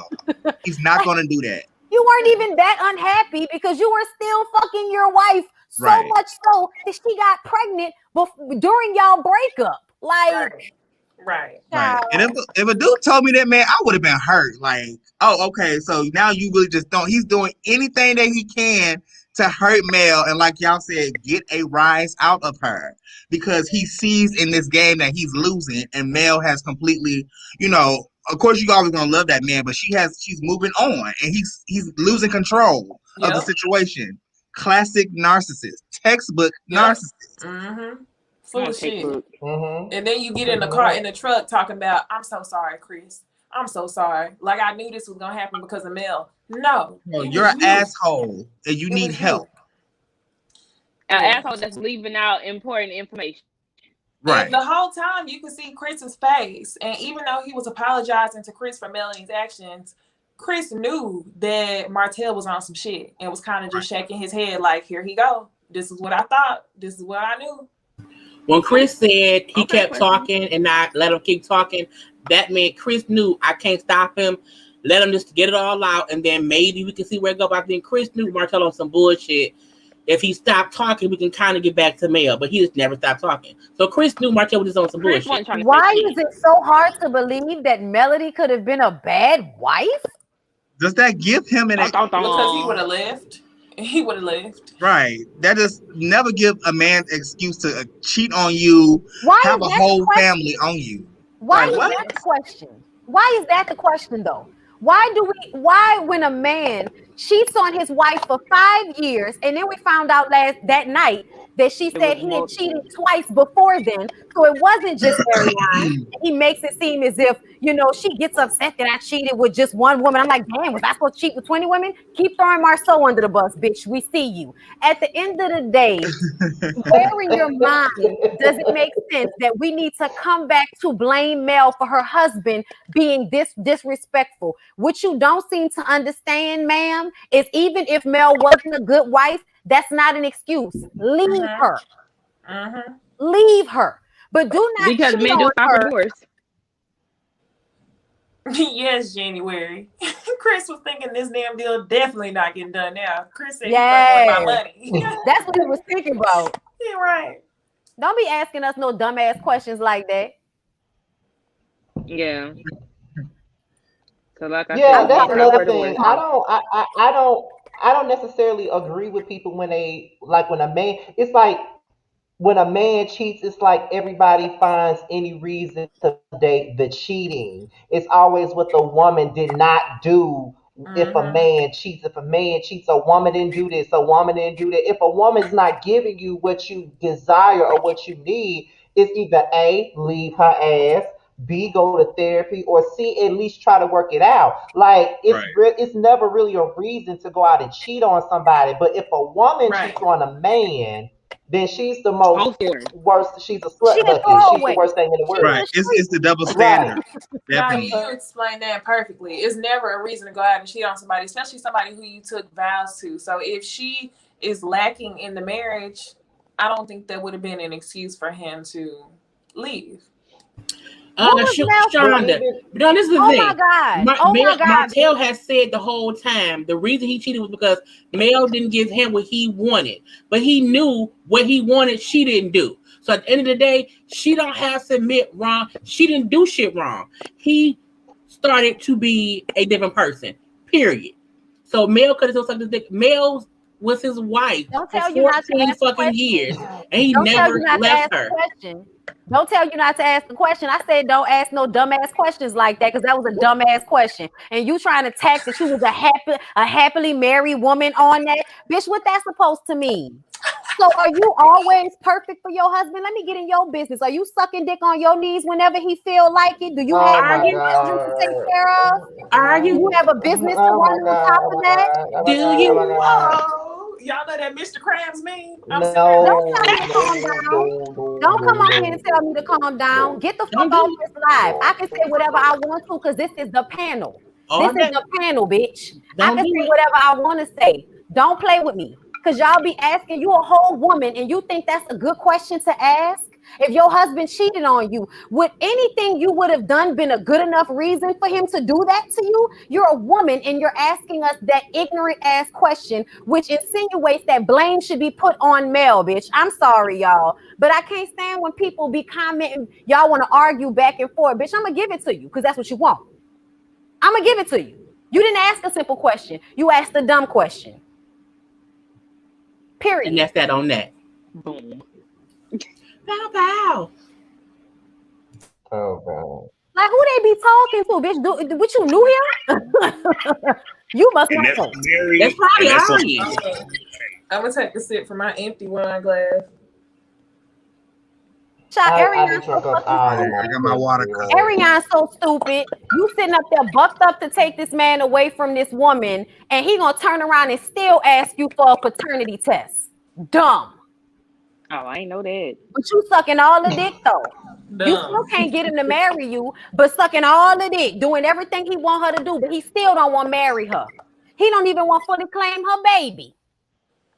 Right. Nah. What do you call her? A peasant. So is that a peasant baby? Oh, it's a peasant baby. Yeah, absolutely. That's not me calling the baby a peasant. I'm saying, is it a peasant baby? Before y'all twist my If words. you pregnant a peasant and she has a baby, that's the peasant's baby. Right. That's Exactly. Martell's fault. He gave her that name. 2 + 2 is 4 all day. Child, y'all be killing me with that logic. Blame women no matter what. Even if you are a woman, blame women no matter what. Mel didn't take any ownership. I'm supposed to take ownership of him cheating on me for 5 years? Huh? Tragic. Think about that, ma'am. Think about what your mindset gotta be for you to think that was a good question. But you know, she'd rather have a piece of a man than no man at all. Betty Wright, old now ass she's the type, and she's the type that would, even though she don't want to suck dick, she would suck dick standing on her head for her cheating fool. Not on the head. Come through, Alex. On her head, honey. Standing On her head. Oh my God. And they should be doing it one-handed because you got to have one hand free to tickle the balls. You know what's aggravating though? It's aggravating because Scotty just said why that's unacceptable. Okay? Like we've all covered this many times before. So when people come on here asking questions like that, y'all be wanting attention and y'all be trying to gaslight us. And every now and again, y'all irk me enough for me to give it to y'all. But please understand, bitch, I'm not pressed. You can get blocked. I'm not pressed. Just saying. Who the fuck she gonna check? Oh.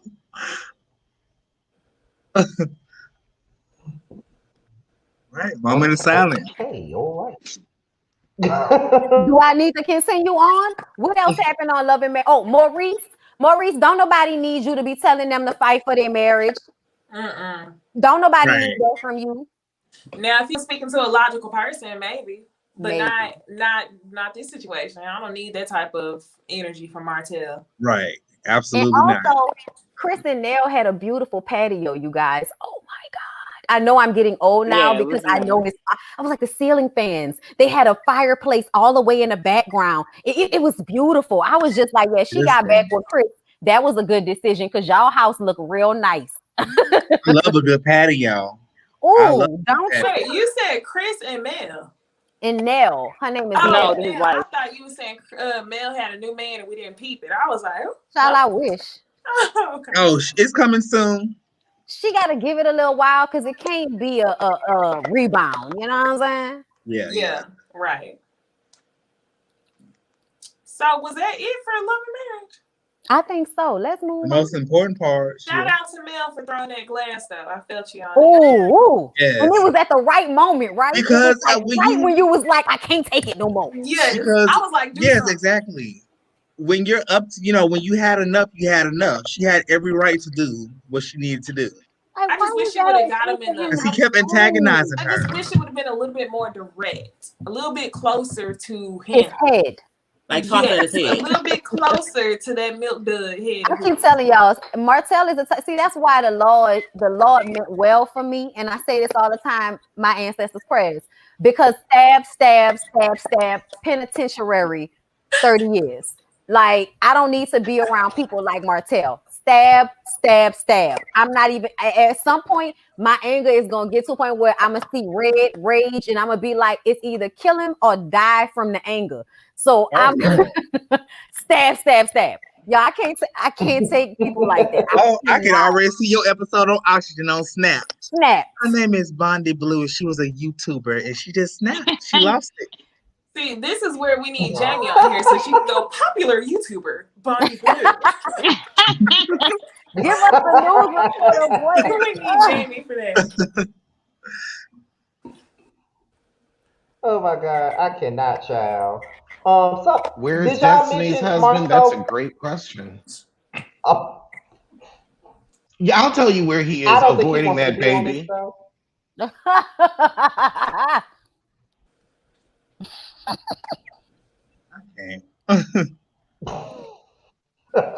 Have you seen him? Were you about to talk about Marcel's business, Scotty? Not that, but him flirting with Mel. Did anybody else catch that besides me? Because to me, he was flirting with Mel. He Flirting was. hard as hell. Yeah, Absolutely. he definitely was. Hard as fuck.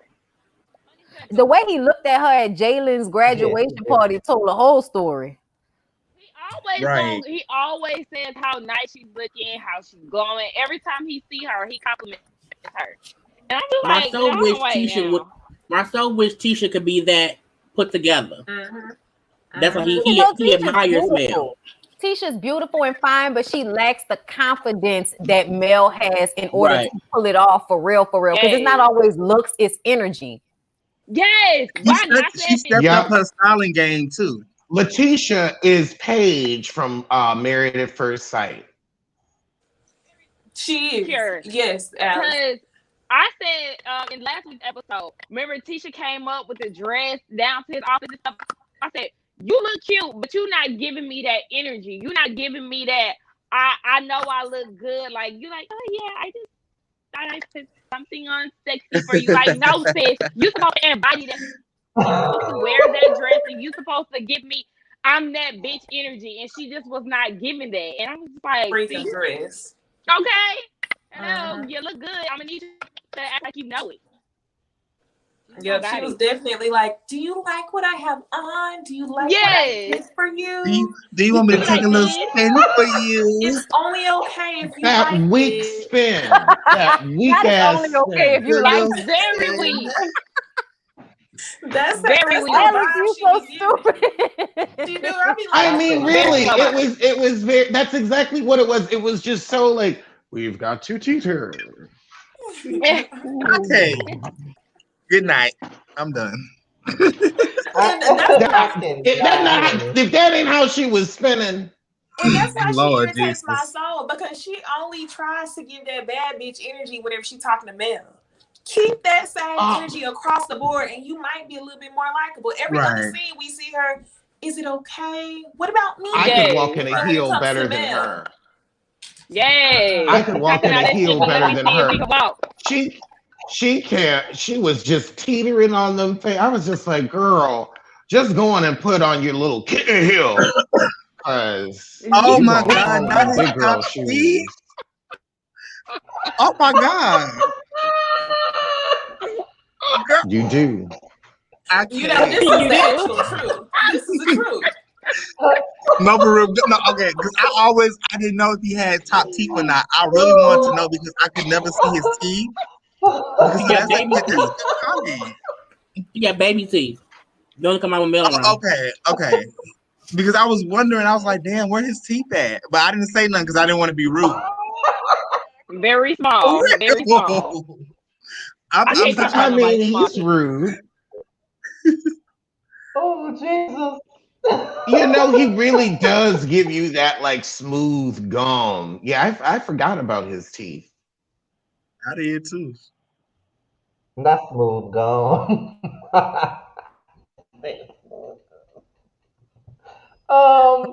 Before we move on to the Housewives of Atlanta, how did y'all feel about? I don't want to call it a debate, but the thing with Letitia and Marcel, when Marcel said he wanted to make Jalen his GM of his club with bar and grill or whatever. That's too much. Think about that because he wants to make the GM, but it feels like she had somebody in mind to be a GM, being that she has GM and just straight up management experience, and that could be someone that could be hired alongside him to show him the ropes. So I got both of their do points. y'all agree with Letitia on that? I got both of their points. I agree with Letitia. I got both of their points what they want to do. I think Letitia wants it to be to where she wants to be structured. She wants to know what they're doing. But I also get Marcel wanting to not spend that much money because their business haven't made any money yet. So to get a talented, experienced GM, that's going to cost a lot of money. Whereas if you can show Jalen what to do and then run your business your own way, that's a more lucrative way to do what's more money in your pocket. You spend it's less money going out, more money coming in. Like Jalen is young enough to learn from the ground up. And I think Marcel wants to run things how he wants them run. So why not have Jalen do it. Jalen's family. I do think Jalen will do the job right, but it would be how Marceau wants it done. But I felt like Marceau's thing was, we don't have the money to pay someone, or we got to pay them to have them in here doing their job. So why not just show Jalen what to do? So I got both of their points in doing it. I get it, but like I think when Marceau got this big speech about, basically how he wants to treat the community and give them A1 service and all of that, I feel like you need to have an A1 general contractor. General manager. First of all, this is a new business. You are also on a show, which will create a lot of traffic, or we will hope that will create a lot of traffic. So you want to make sure that your shit is on point. A general manager, I used to work in a restaurant. They be at that damn restaurant all fucking day. Do Jalen have that? I don't know. I don't really know his work ethic, but like Tisha's way of thinking, I feel like he should have considered that.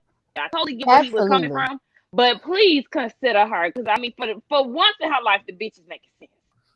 Yes, I totally agree with that. And even though Jay Lee, you definitely making me think when you said how much money that would cost, and I get that, but don't open a fucking restaurant if you can't afford to pay somebody to run it properly. You don't know what you're doing, and Jalen don't know what he's doing. You need somebody who knows what the fuck they doing in a restaurant, in a lounge area scene, to come in there and help y'all get the shit down, because it's not easy. It's hard, and we've seen it because so many businesses have failed. So many restaurants and lounges have failed. Right. So from real celebrities. Right. For real people who actually have traffic for real. Diddy, Ludacris. So, we're gonna see how long. I never got a chance to go. I'm upset about it. But I definitely feel, bar none. Jesus Christ. How many bars has he gone through? You know what I'm saying? Well, let's see. Uptown, bar none Charlotte, and now bar none Miami. I thought and when there's something in New Orleans, and something in New Orleans. Something in New Orleans that he ended up going to jail behind. Because remember, he spent that long weekend in jail in New Orleans. Penelope Thomas Bailey. They closed Puffin Petals, K. Michelle business. Oh, I'm sure. I don't know. What? She said on Instagram that she did mainly because it was too small, which it was, and it was in the hood, which it was. So see, where it was, I never went. Where it was a nice spot. Like, it was a nice location. People be there all the time. Like, it's a very, where was it at? Atlanta? Can't be, downtown. And it's very small, because we tried to get in there one day. But on top of that, they also have like a 2-hour limit, which I feel like is BS, because if I'm there to kick it with my friends, baby, we not gonna be there for 2 hours. We're gonna be shaking ass and everything else in there. We ain't got time to be on the 2-hour limit. Like, that was you buying up a tab for the longer than 2 hours. I feel like most restaurants have that, but it's unspoken. I wanted to go because her drinks used to look so interesting to me. I love a good mix of cotton candy and liquor, bitch. So I really wanted to go, but that's okay. I'm gonna have to go to the Sugar Factory, wherever that's at, because I don't think they got one down here. Oh yeah, they have them everywhere, like New York, Miami. They just got one out here too. This New Orleans, we be hard up sometimes. A lot of our shit be local, or rich white people with money that want to come here and have a restaurant because it's lucrative here. That's Dallas for you. It is, but food is y'all know, food is a thing here, for real, more so than any other place that I know of. So it would, sometimes we don't get places like that. Even though I wish we would. Like, I would love a Sugar Factory. Can y'all get rid of one of the chilies? Like, do we need all these chilies? They're terrible. Chilies? Right. Ooh. Get rid of it. It needs to go. Please, baby, back. Put a chilies is the most bland. Nasty. No, but y'all, what I was thinking is, I think that's why Jalen was so taken aback when he was having that conversation with Marceau. Because I don't think Jalen came there thinking that he was going to have to interview for the job, and Marceau trying to act like he's so head honcho in charge. So he was like, why do you think I want to hire you? And Jalen was like, because you need help. Right. The fuck? Like, right, okay. Jalen lacks passion, but at the same time, like, he didn't ask you for this restaurant job. He's currently working a full-time job until he finds out what it is he wants to do. You need him more than he needs you, but you gonna flip it for the cameras like you doing this young kid a favor. Great that you are giving him ownership. That is a really good opportunity for him, but you really tried to flip it. It's starting to seem like bullshit at this point, a little bit. Like, Marcel, how many more Black History moments are we gonna have with you, nigga? Like, I want Black people to say, we get that, we appreciate that, but it definitely feels PBS after school special-ish. Like, cut it the fuck out. We liking you, but you're doing a lot. No, he was doing a lot with Stacey Abrams in them. I said, and my question is this: my question is Jalen actually going to be passionate about this? Because I don't even feel like this is something that he wants to do, which is going to fail. He didn't ask for it. He ain't asked for that. That ain't his spirit. I think it depends. I think some people don't, like Jalen, don't know what he wants to do. Well, the difference between Marceau and Maurice want them to figure it out. But Marceau feel like, let me put you in here. If you like it, you can take off. But if not, no harm, no foul. I'm not paying somebody a lot of money to do this job. And if it doesn't work out, I'm not really out of anything. Because again, it's also giving Jalen some work experience. So, because as a GM, if that lounge take off and they have multiple locations, that can, push him to a better place. But I think give him like 3 months. If he like it, he'll be good at it. But if he don't, he can quit. And then no harm, no foul. Because I didn't ask you for this. You put me in this position. I think that's why Marcel was doing that. Because he don't want to invest in a stranger. Like, I don't want to invest, $75,000 to somebody who may not really be into this like my nephew is. And he feel like, you're my nephew. It's about heritage. You know what I'm saying? Come here and do this. So I get the reason that he doing it, even though it may not work out. Right. Am I the only one who caught that? It might have been Jalen when Kimmy and Marceau was eating at that restaurant. It looked like Jalen was serving them. So maybe Jalen already works in a restaurant and kind of understands the way that a restaurant works. I don't know if y'all caught it. That was a few episodes ago, but I was like, I know what you're talking about. That's a good point.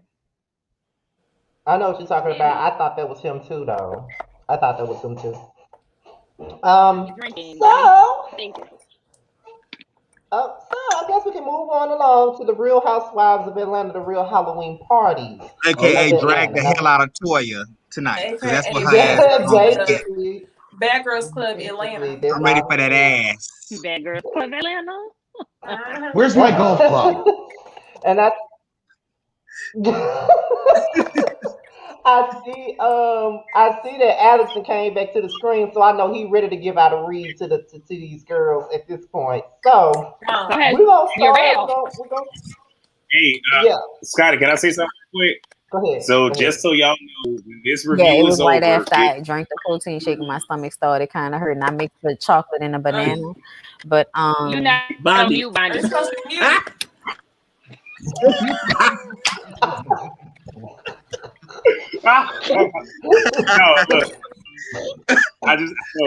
let everybody know. So, like 5 or 10 minutes after this thing goes live, when the comment section becomes available, I'll post the time stamps in the comments just to let y'all know. All right, Scotty, continue. Okay. All right, so we start this off with Fallon, Kenya, and Marlo. As Fallon let them, invited to the Halloween party. Marlo said she couldn't go to the Halloween party. And then we get to Marlo telling Kenya about her treacherous new best friend, telling all of her business to the ops. Whoever wants to start this conversation off, y'all can start it off. I'm going to start with Toya is Kenya's karma, but Toya is so much like Kenya. She is also on a show called Real Housewives. We have yet to see her house, and your marriage is kaput. So when you're manless and you're homeless, at least Kenya has that house. I mean, well, her husband isn't there, but she does have a home. I understand why these two people that are so similar and lonely and bitter would eventually bump heads. I see why Toya would turn on Kenya, because Toya also is doing whatever she can to try to keep this check in. I don't know if her Canadian YouTube coin ain't right. I don't know what's going on, but she is trying to buddy up with whoever she can to stay on the show. And at first it was, that leathery skinned girl we call Kenya.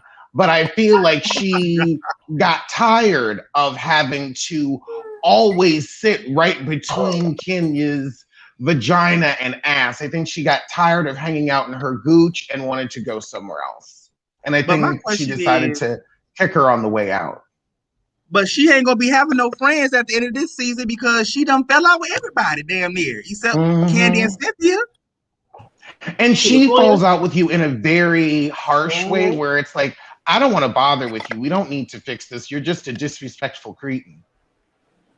Well, for me, for Marlo and Kenya's conversation, I feel like Marlo was on some bullshit because Marlo didn't take the info back to Kenya how it was said in its entirety. I feel like even though she's a messy bitch and she should not say shit, she did say it in defense of Kenya. She was in her own dumb bitty way trying to say she's a fucked up person because she's going through A, B, C, D, E, F, and G. Whereas Marla made it seem as if she's simply a kikiing and is gossiping. And I, as a woman, bring me back what happened and how it happened, so I know how to go to whoever did it. And had she said, they said this about you, and her response was, well, the reason she just went because whatever, I don't think Kenya would have been as mad. She would have been mad still, but she would at least not been as mad as in Toya has picked sides with Portia and them. But at the end of the day, Kenya's a fucked up person, and her and Marla want to team up. I don't know why, but I mean, I guess it's gonna be fun to have them together. But I mean, Kenya was doing the same thing no matter who talked her business. She wants to not like Toya only because Toya wants to fuck Portia or ate Portia, whatever. So her reasoning behind not liking her is still coming from Portia. You cannot be that mad with Portia that anything that happens, you take it back to why you're not being loyal to me because you are talking to Portia, kissing on Portia, even if your conversation was in defense of me to Portia and them. She's still mad because of what? Because of Portia. Mm-hmm. It's petty. I think that Kenya would be mad if, like, you were her friend and your frisbee landed in Portia's lawn. She would be like, why your frisbee goes in her house? Yes, perfect. That's a perfect example. That's exactly what it was. You knew not to throw it that direction over there. You knew not to let the wind pick it up. Respect me.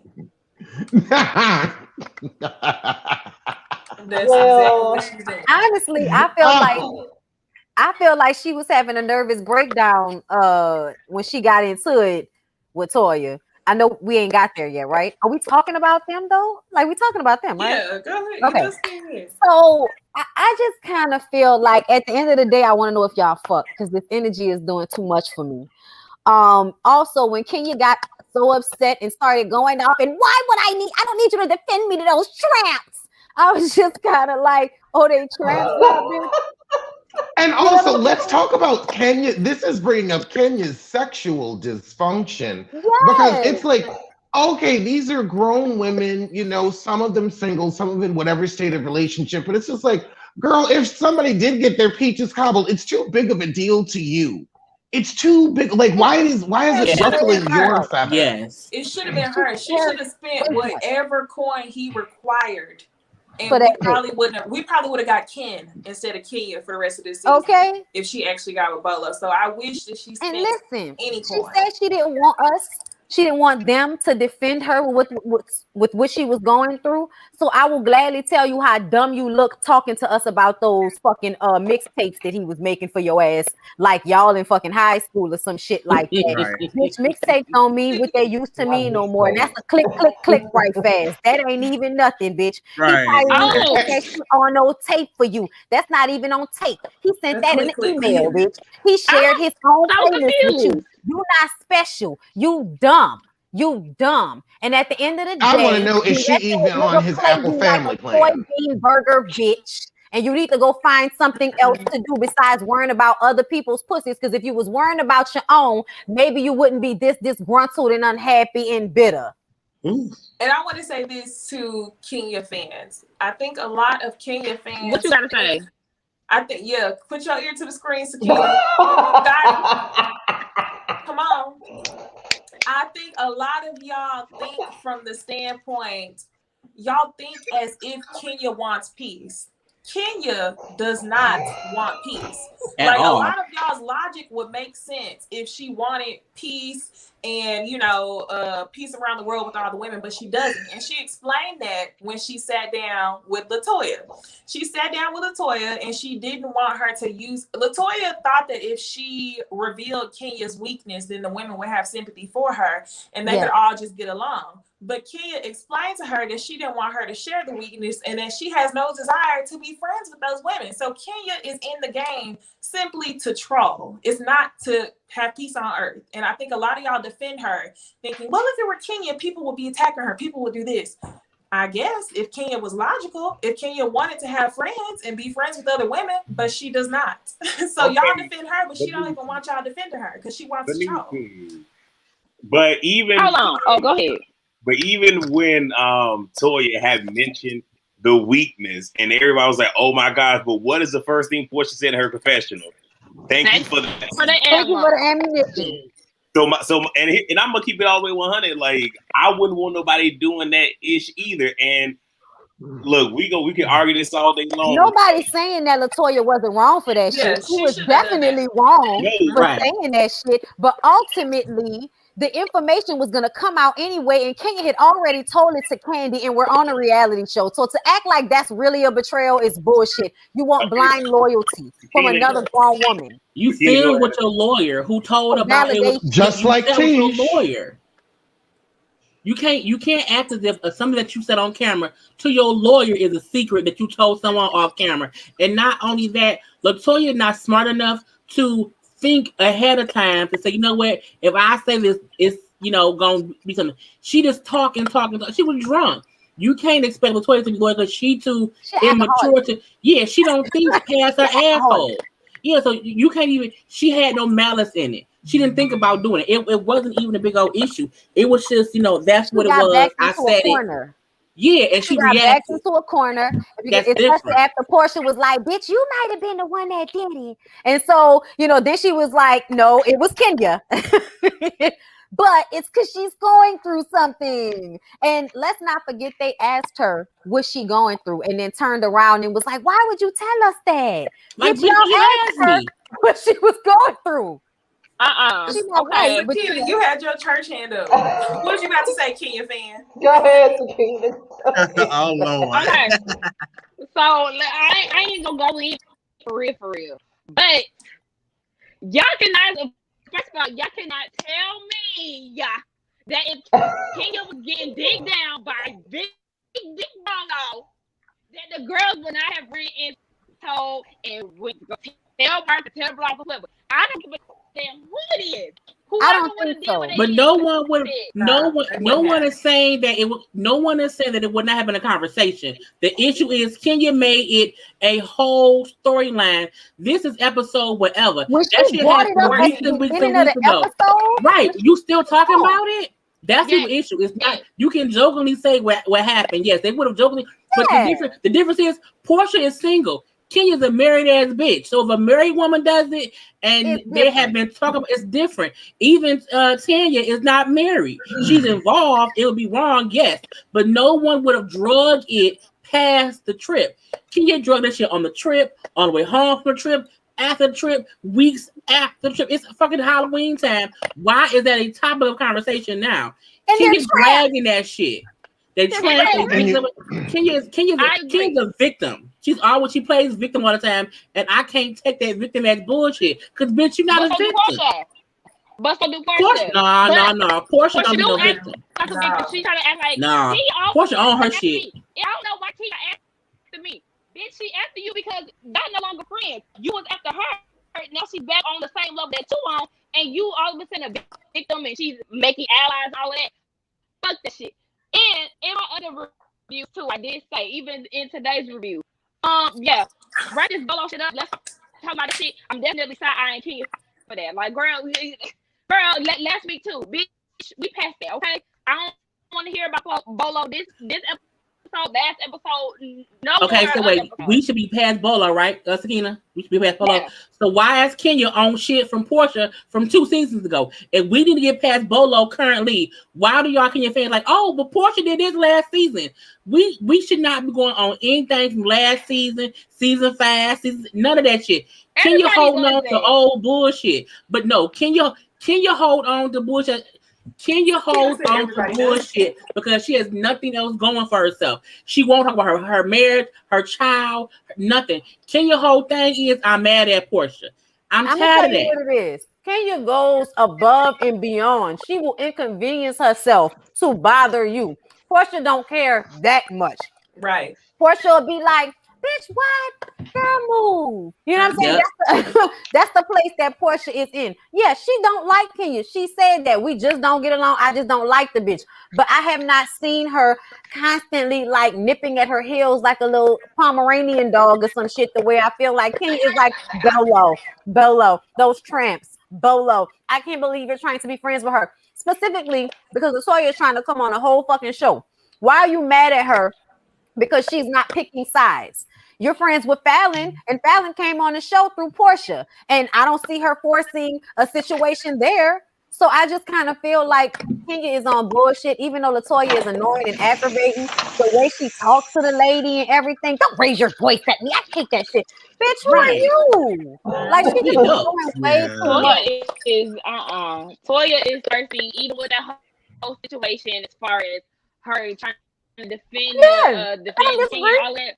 Bitch, you playing both sides. Let's not try to act because that's how she was down in South Carolina too. She's supposed to be trying to get to know everybody. Like, why does she have to choose a side? She don't have to. I definitely agree. You need to definitely mingle with everybody. But it's just weird how she handled Kia. It's like you want to be from Canada. You also want to air her business. Like, she does not to be trusted. I feel like none of the girls can trust her because she wants to get in where she fit in. Like, I don't like that girl energy at all. Latoya is a fucking weirdo. But she's weird. Yeah. But for sure. Can we also say, okay, Kenya, I do agree that Kenya should not be making Latoya pick any sides because, I mean, I'm not the type of person that would do that. But at the same time, if we're talking about Kenya and Portia, and we're talking about Kenya should not try to make Latoya pick a side, which she should not, then should the same thing go Portia by not trying to make Marlo choose a side? Because ever since her and Kenya have become friends, she's been acting like she's pressed about the situation. And she's wrong. I mean, that's why I keep saying. That's why I keep saying. But this is what I was saying last week. I keep saying. I'm not selective. I just said that. Portia mad at Marlo. No. I know. I'm saying because I ain't said shit. I'm just not true. I'm talking about the comment. They talking about I'm selective. I'm not selective. I read the fuck out of Portia when I need to. See, look, and then there's a comment that says Kenya ate this season and the girls are oppressed. And this is the fandom that I talk about. These are the people who know that they are rooting for the villain, but they like it for entertainment, which is fair. I think every show needs a villain. Kenya ate but when this you're coming season. off pressed and bitter, do better. If any Kenya fan can explain to me what has Portia done to Kenya currently that has Kenya so up Portia's ass, if anyone can give me some active, not shit that's old, I mean anything that happened recently as to why Kenya should be so invested in her disdain for Portia, even though Portia wants Marlo to not be so cool with Kenya, I don't think she's on her way to make that an issue. They're having a conversation about it, yes. And I think she may not want Marlo to go into Kenya talking shit about her or giving Kenya information about her. That's a okay way to say, hey, you can be both our friend, but don't go to her saying shit about me. She can do that, but there's no one can give me anything that Kenya can say that Portia currently did to her since they made up last season, since they was on level playing field last season, that she has done that will make Kenya be so adamant to keep coming at Portia about whatever she can find, whether it's Dennis and her breaking up, whether it's the Bolo thing or whatever, whether it's her kissing Toya. Kenya has no valid reason besides Kenya full of shit. That's really it. I don't see nothing else. What else is? Give me a valid reason. I'd love to hear it. Did you say that I'm trying to make sure you said that. Did you say that when Portia came to Marlo, she was like, okay, I'm just saying this, yada yada yada, but don't discuss I don't know what you Kenya, said. right? It hasn't aired yet. My statement was I can see if Portia's saying you can be her friend, just don't go to her talking shit about me. We don't know what she said yet. We haven't seen the episodes. I don't know. But I can see her saying, don't be friends with us both, but you going to her saying shit about me. When you have a friend who was friends with two enemies, you don't want them to go and say shit about either one. That's how you stay neutral. So it's the difference between saying stay neutral versus don't be your friend. But what did Portia do? No. What did Portia do? What did Portia do that got Kenya so mad? That's what I'm looking for. I'm not saying about Portia. What I'm saying is that's the same thing, but just like what you just said, that you should stay neutral, and if you're friends with two people that are enemies, you should always stay neutral and not talk about the other one with the other one. Even though Kenya has been doing a whole lot ever since LaToya and Portia has been cool, I do think that the same thing. I think that's partially why Kenya was mad, because LaToya was discussing her with people that don't like her. Kenya was mad at Portia before that. So again, can you that's just recently. No, I'm not talking about Portia. I'm not speaking about Portia. I'm speaking about the LaToya. I'm saying she was probably. But LaToya just did that. That just happened last episode, right? That you mean when she went and told them about the divorce stuff? So that was just last episode. So we get that part. But my question was, I'm still trying to figure out why y'all don't see or understand that Kenya is on some bullshit with Portia. That's what we're talking about, right? Portia and Kenya, right? Can we take a poll in the comments? I never said she wasn't. Unless you're talking about her fans. Look at all the viewers. Comment one word. Comment Kenya or comment other. I'm sorry, I was reading a comment that just didn't make sense in my mind. But anyway, go ahead. I'm sorry, Nisi. Oh, Lord. I just want to take a poll because we talk about this all the time. We have our own sides, but we got almost 700 people in here. So I just want to see y'all comment Kenya or comment other. Other is the side with common sense. Comment Kenya or comment other, and let me know who y'all vote for. Oh my God! I respect Kenya fans. We can agree to disagree. I just want to know what y'all think, because I know y'all right. I respect y'all's loyalty, but it just don't make sense to me. But just comment. I want to know what 700 of y'all think. Let's see. Well, I don't have a bone in this because I don't like Kenya nor Portia, but at the same time, I just feel like Portia does get a pass for a lot of things. A lot of things, definitely. Because she's more likable. Because she's more likable. Because she's less of an asshole. That's why. I can That's see how that. it usually happens. When somebody is nice, people tend to kind of let them get away with their bullshit versus somebody that's always being an asshole to everybody. You can't wait for them to do something so you can bring that shit up. Because that's all they do. But see, that does come. Come with the sometimey type of shit. Like, because Kenya loves. That's a double standard, though. Kenya brings up so much old shit. Marlo's still apologizing for telling Kenya her mama didn't mess with her. Thank you, Alex. Still, years later. Kenya is responsible for the reason why people feel the way they feel towards her. Y'all can pretend like that's not true, but Kenya has been a terrible person to everybody on this show forever, and not everybody acting like she's so great. Like, come on now, y'all, really? But I don't Miss America. Miss America. I don't disagree. What you about to say, Uriel has something to say. I don't disagree. I'm tired. Go ahead, Uriel. I was going to say this to Alex. So, Alex, and you mentioning how Kenya keeps bringing up what Marlo said, I think we all can agree that you cannot do wrong by somebody and tell them how to act, how to respond, when to get over it, this, that, and the third. And let me also say this. Kenya has said some deep, downright dirty stuff to Marlo and other women on the cast. But I'm just saying, if Kenya wants to continue to bring that up, she can. Now, that's not going to foster a good relationship between her and Marlo, but that is her right. That is her prerogative. But they need to have a conversation and No, it's not. I'm going to tell you why it's not. Because it's not interesting. We're here to watch, your actual reality, your actual lives. We are not here to watch you rehash plot lines, cling to dead marriages, and pay men to date you. That's not what we're tuning in for. Boom. So no, I'm sorry. In real life, you have to move the fuck on. That's what happens in real life.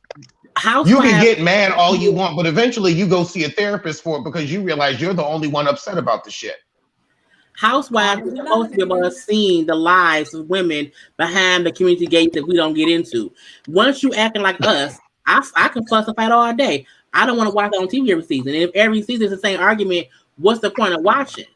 So Kenya's and Jackie Christie and my fucking Lasia, they've been having the same argument for a goddamn decade. Right. It's boring. And that's why Shitty O'Nostril said Malaysia doesn't have any substance. No, you don't have any good producers, bitch. How about that? I was happy when Kenya and Portia were getting along. So when they fell out again, I was so upset about that shit. But ultimately, Kenya brought Tanya's old man's supposed side chick on the show. I just kind of felt like, damn, bitch, you went out of the way for that one. Gutter as fuck. Dirty as fuck. That was But I felt like it's Real Housewives of Atlanta. Wasn't nobody gonna do that unless Kenya really wanted to do that shit. And I just kind of felt like that was too far. And I understood Portia's feelings. Like, I can't be friends with somebody that would do that to my friend. So now it's fuck her. I mean, y'all act like that's not absolutely trash. Like, yeah. No. See, and this is the thing with me. Now I understand that. I totally understand that. Like I can't see myself being cool with a person that would do that to my friend. But being that Portia has sat there and allowed a woman to sit there and make up something and basically trash her other best friend who she's known way longer than Tanya and still was friends with that trick, it's hard for me to really like be with her to make her so noble. No, we were mad. I don't know. We were pissed then. Listen. We were pissed about that shit when Portia did that shit. We were mad for a very long time. But just like everybody else, eventually you get over the shit and you get past it. It's the same thing with Kenya and how she acted with Phaedra and Apollo. Y'all can say what y'all want to, but that was some of the most disrespectful shit I had ever seen on the show. And we still got over it.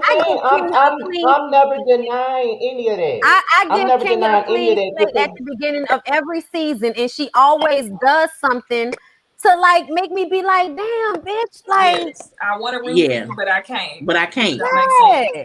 I grew up loving Kenya. But see, when I say stuff like this, it automatically gets turned into I'm team Kenya. You bring up stuff that we you bring up that we forgiving people for. We forgive. Portia went through the mud with what she did. With the shit with Phaedra, even dragging Kenya on the ground. She went through the mud with that. Well, you said what? He said we got over it, but he didn't. Well, see, Scotty, if you hold on the grudge, got over shit. I can't hold a grudge with people I don't know. So I can't hold on the grudge past 2 seasons later. You breaking up to me because I don't know. I don't want you to say that. Show. So No. And Scotty, I think what that people just think that you're Team Kenya because your debates are of the same style as Team Kenya. Team Kenya cannot defend Kenya without saying, well, somebody else did this. Without, like, if Kenya was truly in the right, I think it would just be easiest to say Kenya did nothing wrong, Kenya was right. But you can't defend Kenya without bringing up a wrongdoing that somebody else did. Like, two wrongs don't make it right. Two wrongs don't make it right. The only time it come across that way is when we're talking about Kenya and Portia. In my eyes, I feel like it's the same argument that I've had when it came down to Nene and Kenya. It's all I could do. Neither better than the other. One's just more likable than the other one, but they both do stupid, fucked up shit, and they both have betrayed people. So to Okay, but me, it's Scotty, like I got a I question for can't you. boost one up and Why then you do can't another one. get I just past think the it's a cookie double lady? standard in my eyes. But Scotty, okay, this is my question. I never You got brought up past a the question. cookie lady. I've always said she No, was wait, wrong for the No, cookie I lady. I'm haven't asked my reading. So question I yet. No, I'm reading a comment. This is my oh question. girl, I'm reading a comment. This is my question, Scotty. You want to say that Portia did that to Candy through Sage all them years ago? Okay, fine. She was red for filth. I wasn't She talking was about the demoted. candy thing, Billy. I wasn't talking Wait. about that. Well, then what else did she? What else did she do? I wasn't talking about that. I was talking about the Shamia thing when I said someone that's been friends with you longer than you've ever known Tanya. She did sit there and let Phaedra just dog her, trash her, perpetuate and co-signed it. So Okay, I so can't make her still be okay, but still in so that, but noble for still in taking up that. for Tanya. No, but it's not about being noble, but still in that. Portia, everyone on the show has got red for filth when they do some bullshit, including Portia. People want to act as if let me pop up. People want to act Hold like on, people Please please. don't do. want to hold Portia accountable or anyone except Kenya accountable. But y'all forget during that season we read them for filth. If you go back to reviews, we have said this shit over and over again. We've also supported Kenya when she was right. When they were fucking, we would do that too. But y'all are now into season 13, and y'all could not y'all as in Scotty, but I mean Kenya fans or Kenya defenders will defend Kenya Hold on, and Billy. Hold say, on. wait. Hold They on, would Billy. defend her No, no, and no, no, then no, bring no. I'm up talking about this. what I'm talking about this. I'm talking about this comment. I'm talking about this comment. For the last time, we're not talking about the Candy betrayal people. I was talking about something fuck else. them comments. We It's okay. It's not okay. about Anyway, upsetting me. fuck them people. But go But ahead. no, y'all people Kenya fans like to defend Kenya by saying what so and so did or whoever else 8 seasons ago. And us rational folks then say, but what or when has Kenya ever said sorry and meant it and not did the shit again to someone else? Kenya don't get slapped because Kenya keep doing the same shit to different people every season. Anything that Portia did before, she ain't doing that shit now. Portia has grown the fuck up. We could not judge Portia was in her 30s with a kid on who she was in her 20s with Cordell on some bullshit. Kenya is older with a kid. She is not mature. Kenya doing childish shit. She doing season 5 shit in 13 season. Doing the same And that's shit. dumb. Portia did her feelings Portia's because Portia's Marlo is not. friends. Portia's not. Portia did her not. feelings Portia's because not. Portia don't give a fuck. Marlo is It's making a up. difference. That's Okay, not so okay. when Marlo came down sticks with Kenya, attitude didn't change. Portia would. This so she had made an ally in the house. No, listen. Portia definitely had an attitude. She definitely had an attitude, y'all. But there's a difference between having an attitude and like constantly going at somebody over and over and over again about some shit that ain't got nothing to do with you. There's no reason why you should be this upset about it because it didn't happen to you. At all. Vagina was safe that night. I don't understand. That's the crazy part. I get all of what everybody is saying, but at the end of the day, like in this situation, Portia is not in the wrong. Portia is minding her business, and Kenya is like, yeah. Now, in previous seasons, maybe we will be having a different conversation, but we talking about this season. And I'm laughing my ass off because and I'm just tired, y'all. I want to watch Aretha. Sakina, you did exactly what I just said. I told y'all that the Kenya fans can't defend Kenya without saying, but this person. It's Sakina. You started off saying, but that's Portia. the thing. Really, I'm not though, because like for real, I'm really not. If y'all see any of my reviews, I know I just started doing this shit.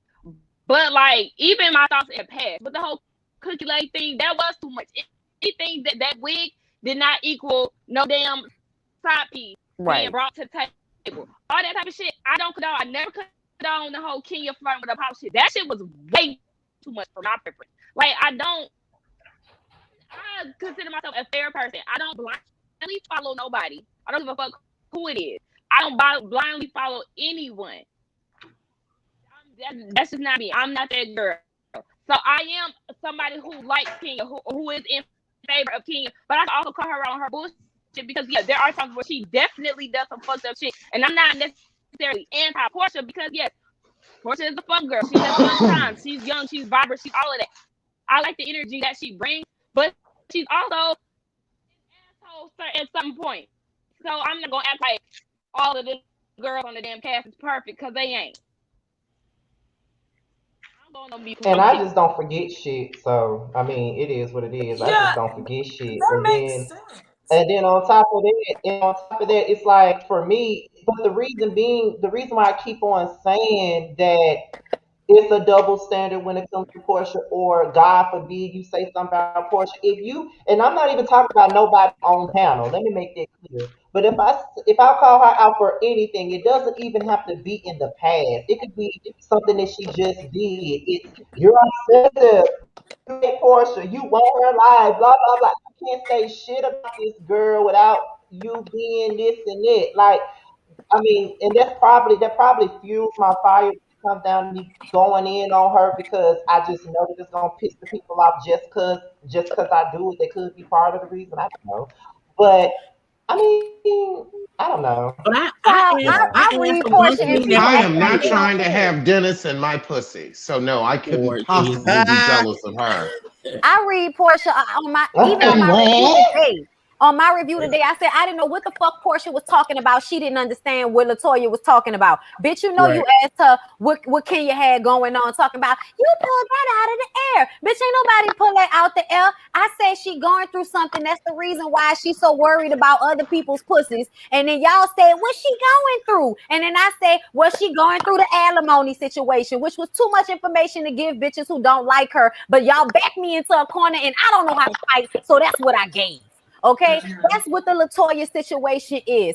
Period. Point blank. And Portia pissed me off this episode, acting like she didn't understand that shit, and she keep Right. doing what? What are you saying? Stop playing dumb, bitch. You know what she's saying. But be real enough with her to say, bitch, I really don't want to fool with you after I seen the way you sprayed Kenya information, because that make me feel like I can't trust you, and I don't want to fool with her, and I don't want to fool with you. That's what Portia really wanted to say, but for some reason did not She didn't say. say it. I asked the whole time, what has Portia done this season, Scotty? You won't even tell me. I felt neglected.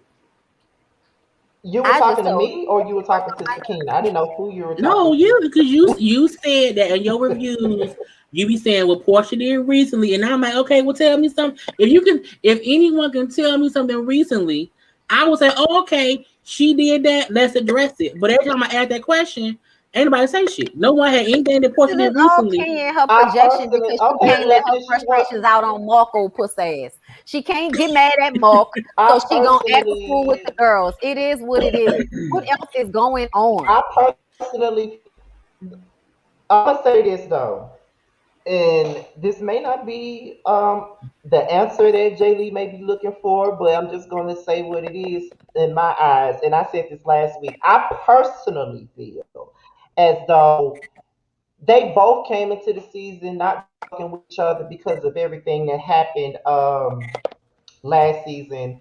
Not only with the whole cookie lady situation, but also when you know Nene and Portia got to be friends again, and Portia kind of really flipped in it, and then they got into it at the reunion. So Portia, let's just say she really didn't do anything to her that was really worthy of a conversation this season. But I will say that they both came on here really not fucking with each other no way. So it was probably like a up for grab situation. She Well, didn't that's necessarily do great. That's anything, fair. That's but fair. you know, so that's But the so only that answer Can I'm we gonna time give they drag? you. both Can we drag Latoya now, please? we didn't drag her already. What about This not for Drew? the whole time. Yeah. I know Drew and Latoya. Child, Well, we don't went on a do we whole have to rant. drag Drew? I'm just kidding. No, I'm Drew just ain't do saying. nothing this episode. Drew is us in a confessional. Listen, when Drew said, what is going on with Kenya's costume? I was like, Oh yeah. right. Did she not get the memo since Kevin Hart baby birthday party that that's not what we doing no more? But this the crazy part when she put up that that's her heritage. I was like, you didn't even come with like your own family shit. You went and got a typical Native American costume from Party City, And a I already told Pocahontas dress, y'all. and that was bullshit. So And I That was Kenya some already told Mhm. y'all, bullshit as for real. somebody who actually mass Indian is a part of my culture, we would never wear our costumes on Halloween. Just Yeah. to be clear. Right. I so would Kenya never. acted as if Yeah, Kenya full of shit with that. She knew that, and she walked in proud of the outfit, like big old head, everything. She be proud of proud That's of what her that is. stupidity. I was like, girl, she walked in, she did this. I was like, Right. please look at the damn fool. And I was looking at the tweets on Twitter, and everybody was like, but she has Native American in her blood. And you can be Native American and have a percentage of Native American in you without having culture. Like, I went and took those was Kenya DNA fans. Them weren't regular people. Right. And people are trying to give that a pass. I went and took an ancestry DNA test a month ago. Tested like 30-40% Nigerian or something like that. Come on. You think I'm about to go get a hair wrap and wear it on Halloween? I'm not apt to that culture. That would be cultural appropriation, whether you have the percentage in your blood or not. Let Kenya go and learn more about her culture and let that be her upbringing, and she still shouldn't wear it on Halloween. So there's that. See, this is what we're talking about. Gigi Cloud said not all Native wear that, shaking my head. Did anybody say that? Did anybody say that was all? Oh, okay. I missed that part. I missed the part where we said that all Native Americans wear these headdress. Did we? I'm not even. Now, New Orleans Mardi Gras Indian wear headpieces. And ours are bigger than that. Okay, and way more dramatic and have 3D pieces on it and everything, and takes a year to fucking make. But like I said, we would not wear that at Halloween. The point is that it shouldn't have been worn because the Native American people have said this is cultural appropriation. Yes. And as Black people, we feel like this often. And so I'm going to respect how you feel because I want people to respect how I feel. It's simple math for real. It's simple as math because at the end of the day, if a white person or somebody else who ain't Black showed they non-Black asses up in some shit that we would wear, then we would be offended. The same way they should be offended. It's simple as fuck, and I don't understand why people don't get that. Kenya full of shit with that whole girl. You celebrate a Native American holiday, or whatever the case may be. I know like I said, this bullshit. What she think? Kenya's is Native American. Nice? She think because her hair nice and her eyes might be a little light that she Native American. Bitch, you know that could just be regular Black. You know they got African people with a phenotype for every different variation of human, a Black woman actually. So at the end of the day, bitch, your hair could be some type of African, baby. Like there are different ethnicities in Africa. Everybody don't have that texture in Africa. Kenya is as Native American as she is married. Kind of, sort of. Not that much. Little bit. You know, it's like you may be able to legally say yes, but you follow the letter of the law, my dear, not the spirit. You know not of what you do. You know not of what you do. Yeah, that was stupid. Portia's costume was so whack, and I was so disappointed because I thought she was gonna come through with something. But then the party itself was disappointing because they wasn't doing nothing. I was like, y'all need shit every time. They was sitting around the counter talking. I think she said it was a last minute party. I wonder production just wanted something quick and had at her house because she said it was putting up like 3 days. Give us something. Okay, see, this is my problem. This is what I have an issue with.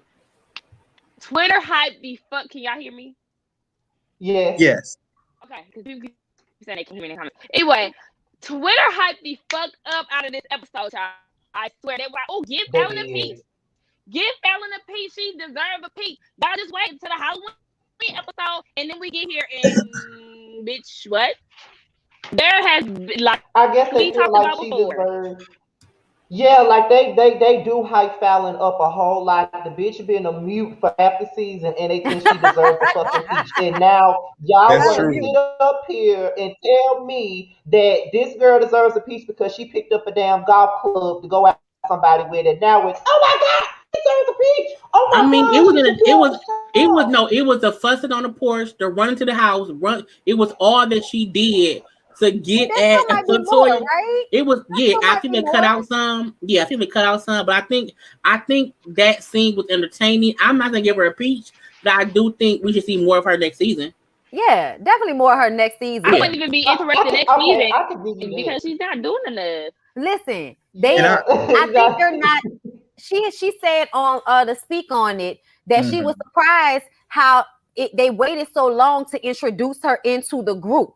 So I don't think that was her fault as much as it was production. Because of the pandemic and everything. Maybe they were trying to figure out how many crews they actually wanted to have out taping with people individually versus having them on group trips where we could just kind of get everybody tested, like you know how they doing with the other reality shows. And where not only that, you know they cut shit out too to get to that bolo shit. So they could have cut her scenes before to make it seem as if she wasn't there before, but she really was. Most stuff was cut out in the beginning. And she checks off all the boxes.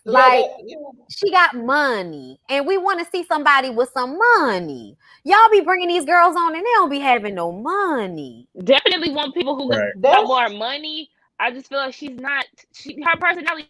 The girl can't even read, y'all. She can't read. Listen, I think if you when she couldn't read, y'all. What happened? When that happened? That's what poor people do. Bye, Trini. Like, it's just like what Toya was giving, she was not giving me enough pushback. Like, girl, you better read that bitch down. She disrespecting you in your house. Like, but I also think everybody got a reader. Like, it takes time. I think she have different ways to do stuff. Yeah, I think she needs to come back as a friend of the show and just show us a little bit more of herself. I think y'all aren't giving her allowance for somebody trying to get acclimated to being on the show when they've never had their life out there like that. So you also kind of don't know how to handle. No, I'm saying I don't think it's that. What I think what Sakina was being seen is like we would like to see more of her on the show, but at the same time, because we haven't seen so much, we don't understand where all the hype coming from. Like everybody hypes her so much, and we ain't even seen it. Oh, but how many tweets you see? Shall I miss the hype? Because I ain't seen no hype. I think some comments. Y'all ain't been on Twitter. Twitter is like it's this page called the Peach Report that been hyping her up. I think she's beautiful, and people love to hype up beautiful women. I think her being beautiful and rich, and actually being married to an African, I think that all makes people want to be interested in her because we've been seeing people that aren't married, that don't have money, that don't have big houses, that don't have jets. Like we want her because she's showing us what we want to see in a housewife. But I don't think it's all tied to her personality. But I get it. But I don't be on Twitter like that because I ain't got time. But I think they hype her because she's pretty. Baby. She's a brown skin girl with pretty long that's hair. Exactly why they hype her. That's why they hype her because of how she looks. You can't compare. That's exactly why you can't compare her to Latoya. Latoya is too extra. She's doing too much. Whereas Fallon is just chilling in her own space. Like Fallon is in her own bag. Well, Latoya is trying to be who she think they want her to be on the show, and that's why she's too extra. So like she made Fallon more likable by going after her. Because it was so unnecessary, unwarranted, and out of nowhere. Like, how many times you gonna talk about this lady husband before you get punched in the mouth? Like, to say that she got this baby, to say keep it in your mouth. I'm like, who? Like she went too far. Period. And I think that's Latoya wants to come back next season. And someone said, "Be Kenya times 10." Okay, and she's Kenya times 10. This is the same shit Kenya used to do, but on a lower scale. Like Kenya wasn't as bad as Toya is. Latoya was like, I'm going to be Kenya times 10. She let you warm up to it before she gut punched your ass. And Latoya don't do that. And I think on one. Yeah, for sure. She's an alcoholic. Yeah, she is. That's the biggest thing. She showed up to the party drunk. Way she walked in, she kind of sauntered in, kind of like the Wendy Saunter from Real Housewives. I keep saying you can't. I keep forgetting she's the mother. The Wendy Slither. So I can't wait for them hoes to come back. But yeah, like child, I can hardly wait. I can hardly wait. When do they come back? In the summer? I'm guessing that's usually when they come back. Potomac. I know they've been filming. Yeah, they're filming now. I think I like Fallon a little bit more on the Speak On It. Did y'all watch the Speak On It? I did. I watched the whole Speak On It this morning. I did. I like her on there. Yeah, I think she was a little bit more matter of fact on there. And she also explained that she really didn't kind of know what to do because I also think she watches the show. Like people be fans of Candy and Cynthia, you know. So when you see them, you like, oh my god, and you, I guess, trying to be cool. And then also try to like show a little bit of yourself. I think it's like a balance that you have to figure out sometimes if you're not outward personality. And when she was on that interview, I felt like she was like really kind of toned down and yeah, she was cool. I'm just really laid back, you know. I just be chilling and shit, you know. So right. I got that vibe from her. So I think, you know, she's a little boring on camera, and I think that's what y'all are. She was younger Cynthia, and they hyping her because she's so beautiful. She's a younger Cynthia.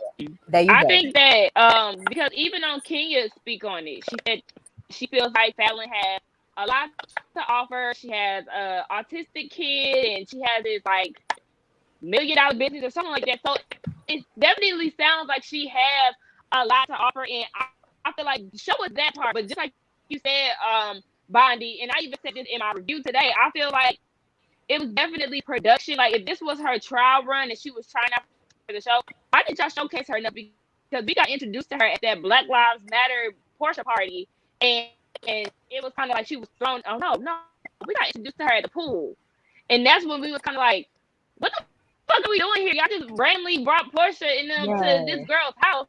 Like, who is she? It just seemed like they were just throwing newbies in there, and it was just so misplaced and it's weird. So I think it was because they telling her.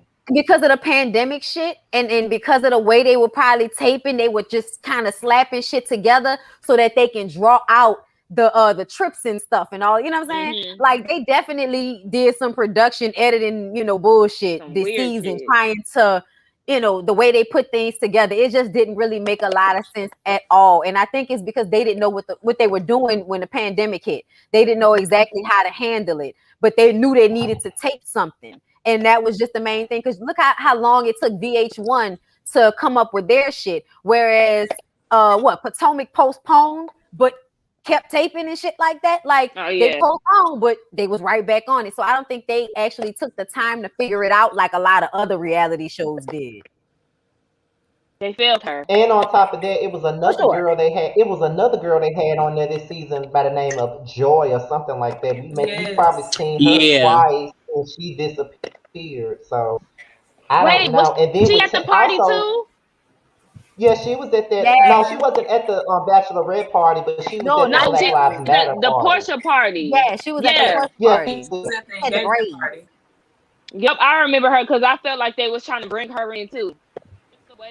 And she was at that chill party too, if I'm not mistaken. She was at that chill party that King get through as well. So it's kind of like they were trying to throw her in, but I don't know what happened. And then on top of that, just like CC3 just said, leaving the show probably left them in a scramble too, because you know once Tanya left, Shamia's friend status on the show got upgraded a little bit. Now she got a confessional, and now she's on the after show, you know, doing the shit that Tanya was doing.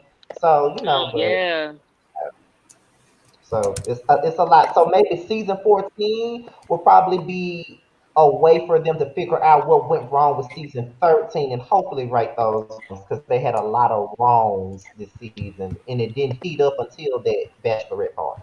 It didn't start being good. They better get it right. Right. Yeah. This season was horrible.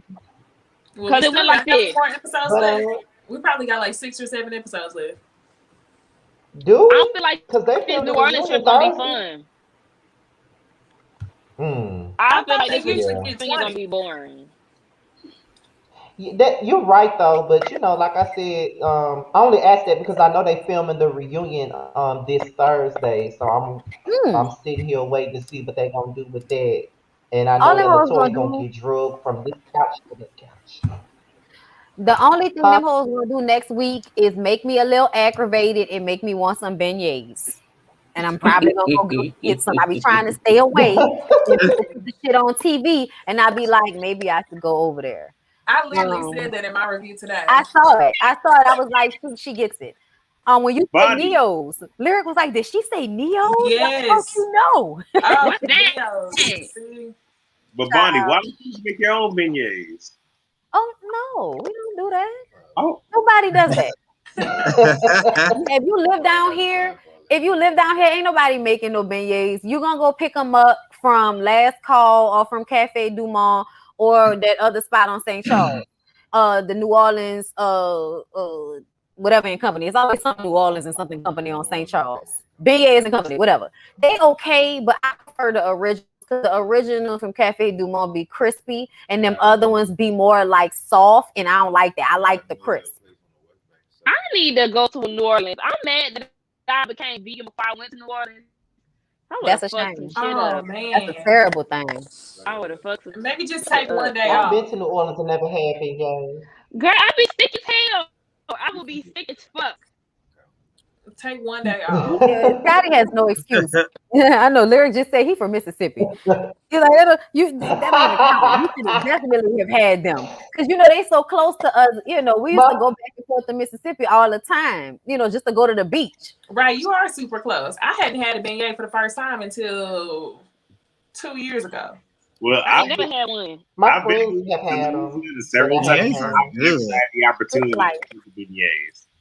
It's like, just know that. Like, I've been to New Orleans so many times that I've never had them, but my friends always get. I be like, nah, I don't know. I'm always like not that quick to try new shit. But what y'all had to say about Sakina's favorite housewife, Drew, when they was sitting there talking about her baby daddy reaching out to her son in the conversation that her grandmother had as well as Ralph had with Josiah. Here's what I have to say. Here's what I have to say. In the words of Riley Burris, better late than never is what they say. Lord Jesus. He gonna go to hell. Oh my God. Okay, so how I feel about the situation. Now, I feel like Drew handled this shit piss poorly, and I'm not saying it because I don't like her. I'm saying this because look at all this shit. This old dad shit. The fact that you went to prison with your baby at 2. He met him last year. This gap of years, he thinking that he doesn't have a dad. Like, why didn't you keep constant contact? And a lot of people was commenting under my video saying, "Well, I wouldn't take my kids to no prison." I'm not saying that. Make your son, make his dad memory, pictures, phone call, so he knows that his dad exists. Because now you're going to have pushback at the age of 9. He doesn't know who his dad is, and his dad deserves at least a chance to get to know who this boy is. Right. Then if he fucks up or whatever the case may be, then you handle that accordingly. But I just feel like Drew did this whole thing wrong. You needed to make sure that this boy knew that he had a dad that was away, but once he came out, the boy should be anticipating the moment of meeting his daddy, excited. Instead, he's like, "No, I don't want to meet this nigga. I don't know him. I don't like him. Old dad is in the past. I don't know who he is."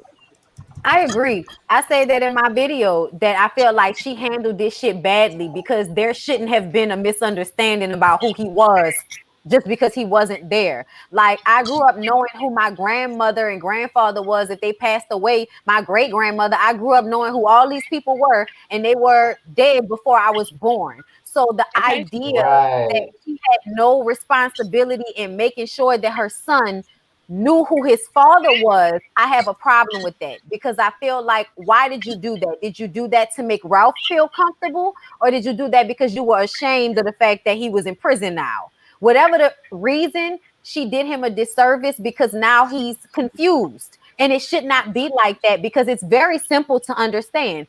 Your biological dad is in prison. Ralph is your stepdad. Not all of this uncle shit and all that like people used to do back in the day and all of that. Like, she's not clear enough with him as a child, and I think people often think that children can't handle shit, and that's not true. They can handle it, especially if you explain it to them as fact and not as something to be upset about. I want to play devil's advocate on that because I feel like we don't know if he wanted to be involved, so we can't make it seem as if she excluded him because we don't know if with him being in prison, if he just did not want his son to know who he was. I think with her saying how he now wants to be involved could mean for some time he wasn't trying to be involved, and to protect her son, she did not want to confuse him with a man coming in and out of his life who was also in prison. I think with her meeting Ralph, I think the son was a few years was old. He wasn't a baby or whatever. So I do think she could have made a better explanation to who Ralph was, and not say Uncle Ralph. But I don't want to make it seem as if we know for a fact that Drew purposely, did not allow the daddy around, because when she said he now wants him around, I feel like it could mean the daddy was on some bullshit and now he's back around, and she's like, should I include him? You misunderstanding me. Let me be clear. I'm not saying not you. I'm saying like me in general. Not you. I'm saying that's my opinion. Well, I know I'm just saying for me, like, I want to make sure, because that's not what I'm saying. I'm not saying that she kept, him from the boy or something like that. I'm just saying that there should have been an awareness that your biological dad is in prison and this is who he is. Because he always knew that Ralph was not his biological father. He always understood that. And like she said, the boy probably felt on the outside looking in a little bit. Remember when they had their therapy session and she said that? So it kind of made me feel like he's always known that that's not his biological dad. So why create confusion by not just simply having it so that you understand this picture of this person is your biological dad. He's in jail, so he can't talk to you. That's why I think it's something. I think we don't know enough to know why she did that, and that's the part that feels confusing, because she didn't say much. We don't know why he was in jail, how long he been gone, but something about it makes me feel as because she's still she seemed level-headed. She seemed like she has common sense. I feel like something must have happened to where the father wasn't around for a reason, and maybe not because of Drew. And sometimes you don't want your child even being to know the details too much if it's too messy.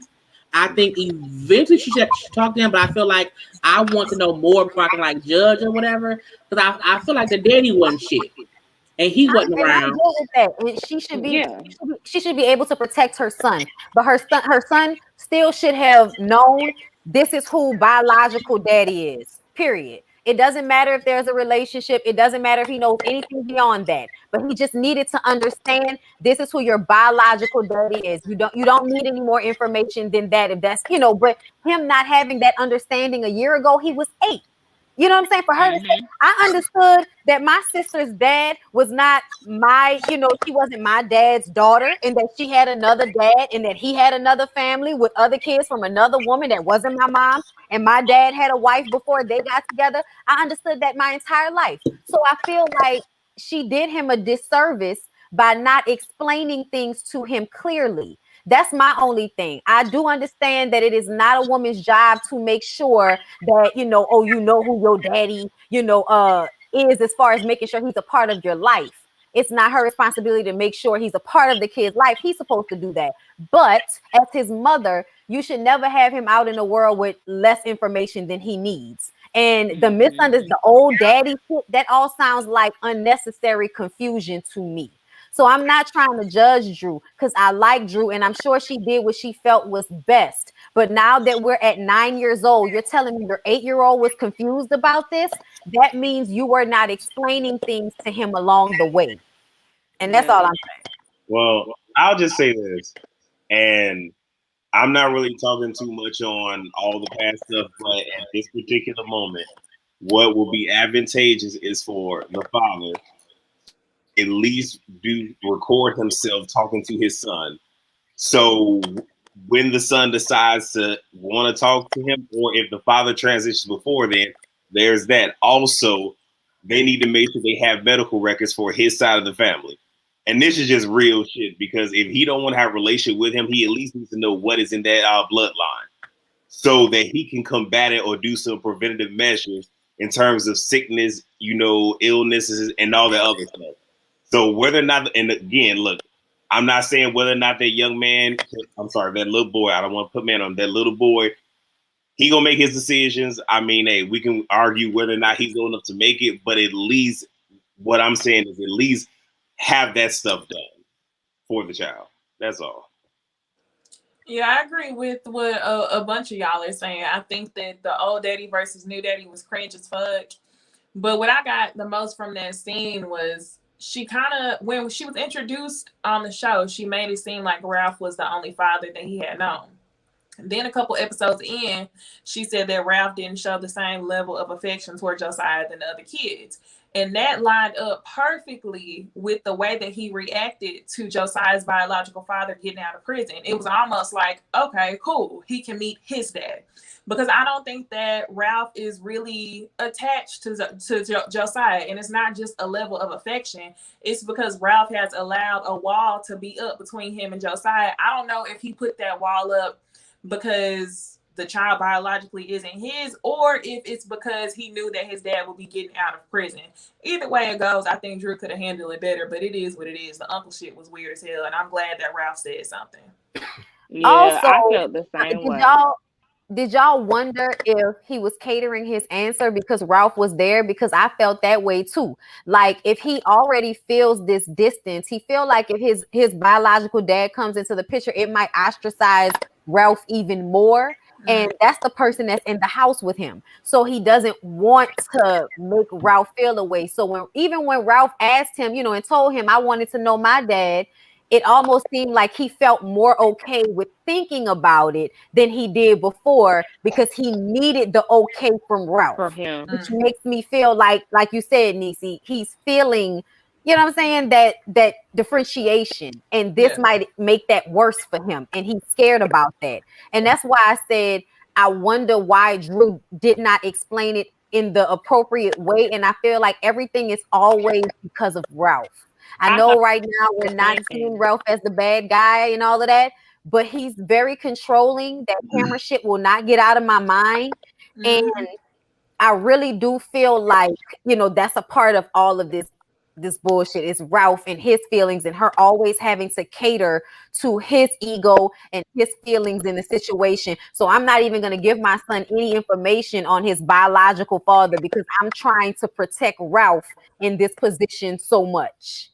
And I also want to know, I didn't say this, but I want to know, the old daddy thing bothered me because you said that he had been in prison since before you had him. So at which point to Josiah did this man become the old daddy? Like, that's probably bringing even more confusion to him, because at which point was he ever able to even call this man daddy if he's known Ralph since he could talk? So it's like, the old daddy name was weird. I was confused because he don't call Ralph new daddy. No, that's right. I was like, wow, how was that? And then also, if you do the math, years ago, this was when she was coming right up off the game. So I want to know what crime he did and who she was having relations with. Was he a scammer? I don't know why it feel like a drug dealer. I don't know why that's what it feels like, but it might have just been scamming or something. That you know how people that lady fronting scamming. Scamming in front. Right. I feel like that's what they have to be tied into. If you with a celebrity and somebody go to prison, it's because they scam and trying to keep up. But 8 years? Oh, you think she was involved in whatever he was doing? I don't know. She knew. She definitely knew that knew. much. Oh, Which is why when she said to Ralph, "Oh, I want to make sure he's living right," I was like, "Bitch, did it matter when you got pregnant by him?" But thank you. She knew. But I want to piggyback off of what Bundy said earlier. I know we already moved past that, but I just want to piggyback off what she said when she said I'm trying to remember exactly what she said, but I know I can't. But I know you said something along the lines of, you knew that, when you was growing up, you knew that your sister's father wasn't your father, but at the same point, you knew, even as a child, you knew. So I wanted to relate that to one of my cousins. She's about maybe 15 to 16. Her mother passed when she was 7 months old. Like, she was an arm baby when her mother passed, and she's being raised by her mom's sister. But even though she's grown up knowing that her aunt is her mother, they never let her not know who her birth mother was, even though her mother has been deceased since she was 7 months. She still knows exactly who she is. There's pictures, there's stories about her. She knows her name. She knows exactly who she is, although she never seen her physically as a toddler or anything like that, because she died when she was 7 months. she still knows exactly who she is. So it just goes back to what you guys were saying, that Drew did not play her cards right in this whole situation when Josiah's father went to jail, because there's no reason as to why he doesn't know. She should have told him, and he would have a better understanding. You know what I'm saying? So yeah, I agree wholeheartedly. And nine is too old to be confused about this. Like, I remember how I was and I'm not saying everybody like that, but I knew some 9-year-olds and I knew some 9-year-olds now, and it's still like, yeah, nah. These some smart ass you're kids. right. I was very smart at the age of 9. Okay, I knew all about what my dad was doing, and I shouldn't have known. Kids be knowing shit. Okay. Yeah. At the end of the night, at the end of the day, kids be knowing shit. Nobody had to tell me what my parents had going on behind the scenes. I knew. Okay.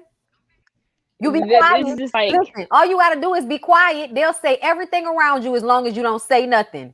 I learned that. I used to just be sitting there in the shop. My mom had a hairdresser. I knew all the tea because I grew up in a hairdresser. I used to be in the back just okay. They think you don't hear nothing. You hear everything. Everything.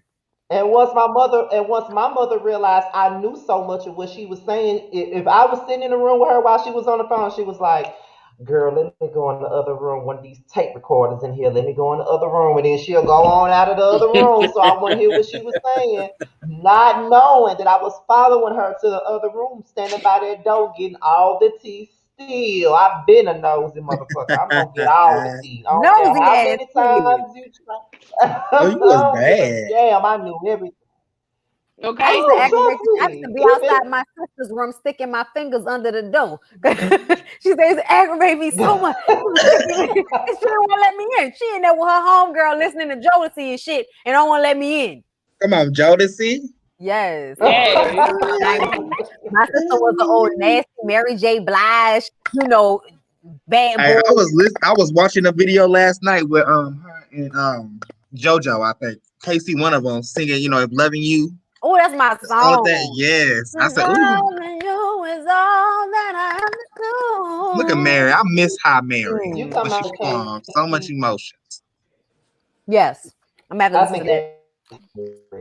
I think everybody does. Going on the playlist. But I guess is there anything else that we could talk about from the Housewives of Atlanta, or that's just about it? Yeah, I think I think that was it. Yeah, this episode was dry. Yeah, I think now I gotta go drop these cabbages though. Somebody in the comments said daddy was who you talking about. We'll drop them cabbages off. Drop some cabbage off. That's too funny. Oh, not cabbage. My daddy would call them before we do go, I just want to put out there that there will be 2 panels on Thursday. I don't know exactly what time Bundy and Niecy and them are doing their Bundy, Niecy, and Jay Lee are doing their panel. No, I don't know exactly what time. I think the panel that I'm doing probably gonna be an hour. Okay, I think mine is. No, you're on at the same time as ours is. Oh, it is. Oh shit. Well, okay. But try to do what you used to do back in the Gap when you would watch the stories and you would flip between One Life to Live and As the World Turns and Days of Our Lives all at the same time. Just flip between the 2 panels if you can. But who is the who channel is the ladies' first panel going to be on? It's on my channel. Niecy Dixon on YouTube. Okay, so make sure y'all go to Niecy Dixon's channel for the ladies first panel. It will be her, Bundy Blue, Jaylee's Corner, and Janie. That's me. Okay. And then Friday, me and Bonnie gonna be on my channel with a game night. Saturday. Oh, Saturday. I forgot. Saturday is game night with me and Jaylee. We playing some games, y'all. A little girl night. So come see us. Yes. All right. I know I'm excited. Okay, I'm making a picture right now. I need a drink. I didn't get it like okay, and on Thursday for my panel, our very own Ya Pratis will be on there for a little bit on the panel that I'm doing Thursday alongside Erica Dinero TV, The Brooke Ashley, Nikki Star TV, Chocolate Beauty 81, Kempire Radio, and I hope I'm not forgetting nobody. I'm not forgetting nobody. Charge it to my mind, not my heart, okay? Because there's a couple of us up there. We'll be talking about and we'll be talking about the OG situation for the last time, being that this is the finale week of the show. We'll be talking about the OG situation and colorism. That's why I wanted Bundy up there because she really breaks it the fuck down on her reviews as far as the colorism thing. She breaks it the fuck down. Like I be having to watch her basketball wives reviews at least 3 times because she breaks it the fuck down. Yes. All I do is scream and yell on mine. So, but Bondi actually comes with the facts. Sometimes that is the So, appropriate response. Because them hoes will aggravate you. right. I swear to God. Okay. So, anything else anybody else has to say before we go? I can't wait for that panel. I seen a lot of my faves on there. I'm ready. Yes, indeed. Yes, indeed. Like this is gonna be a good week. Also, don't forget on Sunday, Latrice from Bell Collective and possibly, I'm gonna say possibly, Antoinette from the Bell Collective would be on me and Jamar's show Sunday night. They'll be discussing the reunion tea as well as any other tea surrounding that reunion. So be sure to tune in to that on Sunday night. It should be at 9:30 Central Time, if I'm not mistaken. But y'all have learned the time, the official time, and all of that stuff sometime this week. But yes, it'll be a good time. I'm gonna try to get all the tea for y'all, especially for the people on this panel, including Sakina, including everybody. I'm gonna try to get to the bottom. We're gonna try to get to the bottom of all the tea because it's some shit. Listen. Anyway, but shout out to Jamie Terrence and shit. Damn. Did I forget somebody? Shout out to Jamie and Terrence. They could not be here tonight because there's so many of us on this damn panel. Sometimes I I forget thought that was names. it. Oh, I'm sorry. But shout out to Terrence and Jamie. Even though they could not be here, shout out to them. Shout out to Sakina for coming in at such short notice. I did ask her to come in at such short. I might as well just add her to the damn panel, to be honest. The only reason why I hadn't is because people complain so much about it being too many damn people. That's the only reason why I had not done it yet. Because if you come up, it's gonna be 10 people. So you know that it's too many people. It's too many people. That's the only reason why. I'm fine with being a fill-in. Y'all just look. Call me when y'all need me. Call me, beat me. Okay. If you want to reach me. Wait, did you just pull a Kim Possible?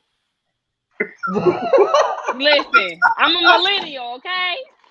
Right. I was gonna say that.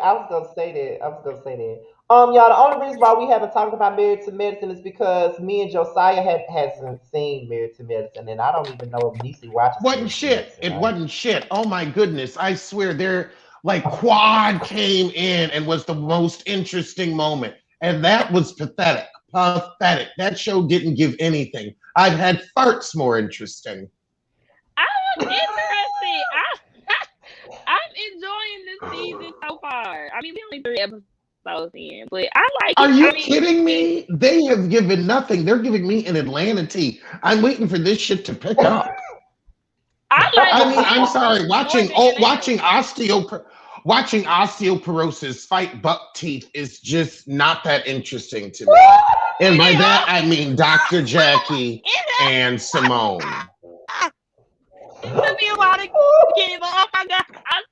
Because I swear, Dr. Jackie, if somebody don't get her one of those bone chewables, I swear, like she looks like a broken hand. She does. So she just everything about her is just a bone. So all right, JB. See you later. We had to end it with the read. And you be sure, David. Okay. Shout out to those that gave me super chat. Shout out to y'all. And shout out to we made over 700 people tonight. Okay. I'm longing for the day I hit 1,000 for a live. I almost did it the last time we were talking about Potomac. You know, Potomac was something serious. Of course, we had plenty of viewers during that time. Ugh, for the wrong Hot reasons. topic. But Okay. with that being said, we had a great time tonight. We will see y'all again next Monday at the same time.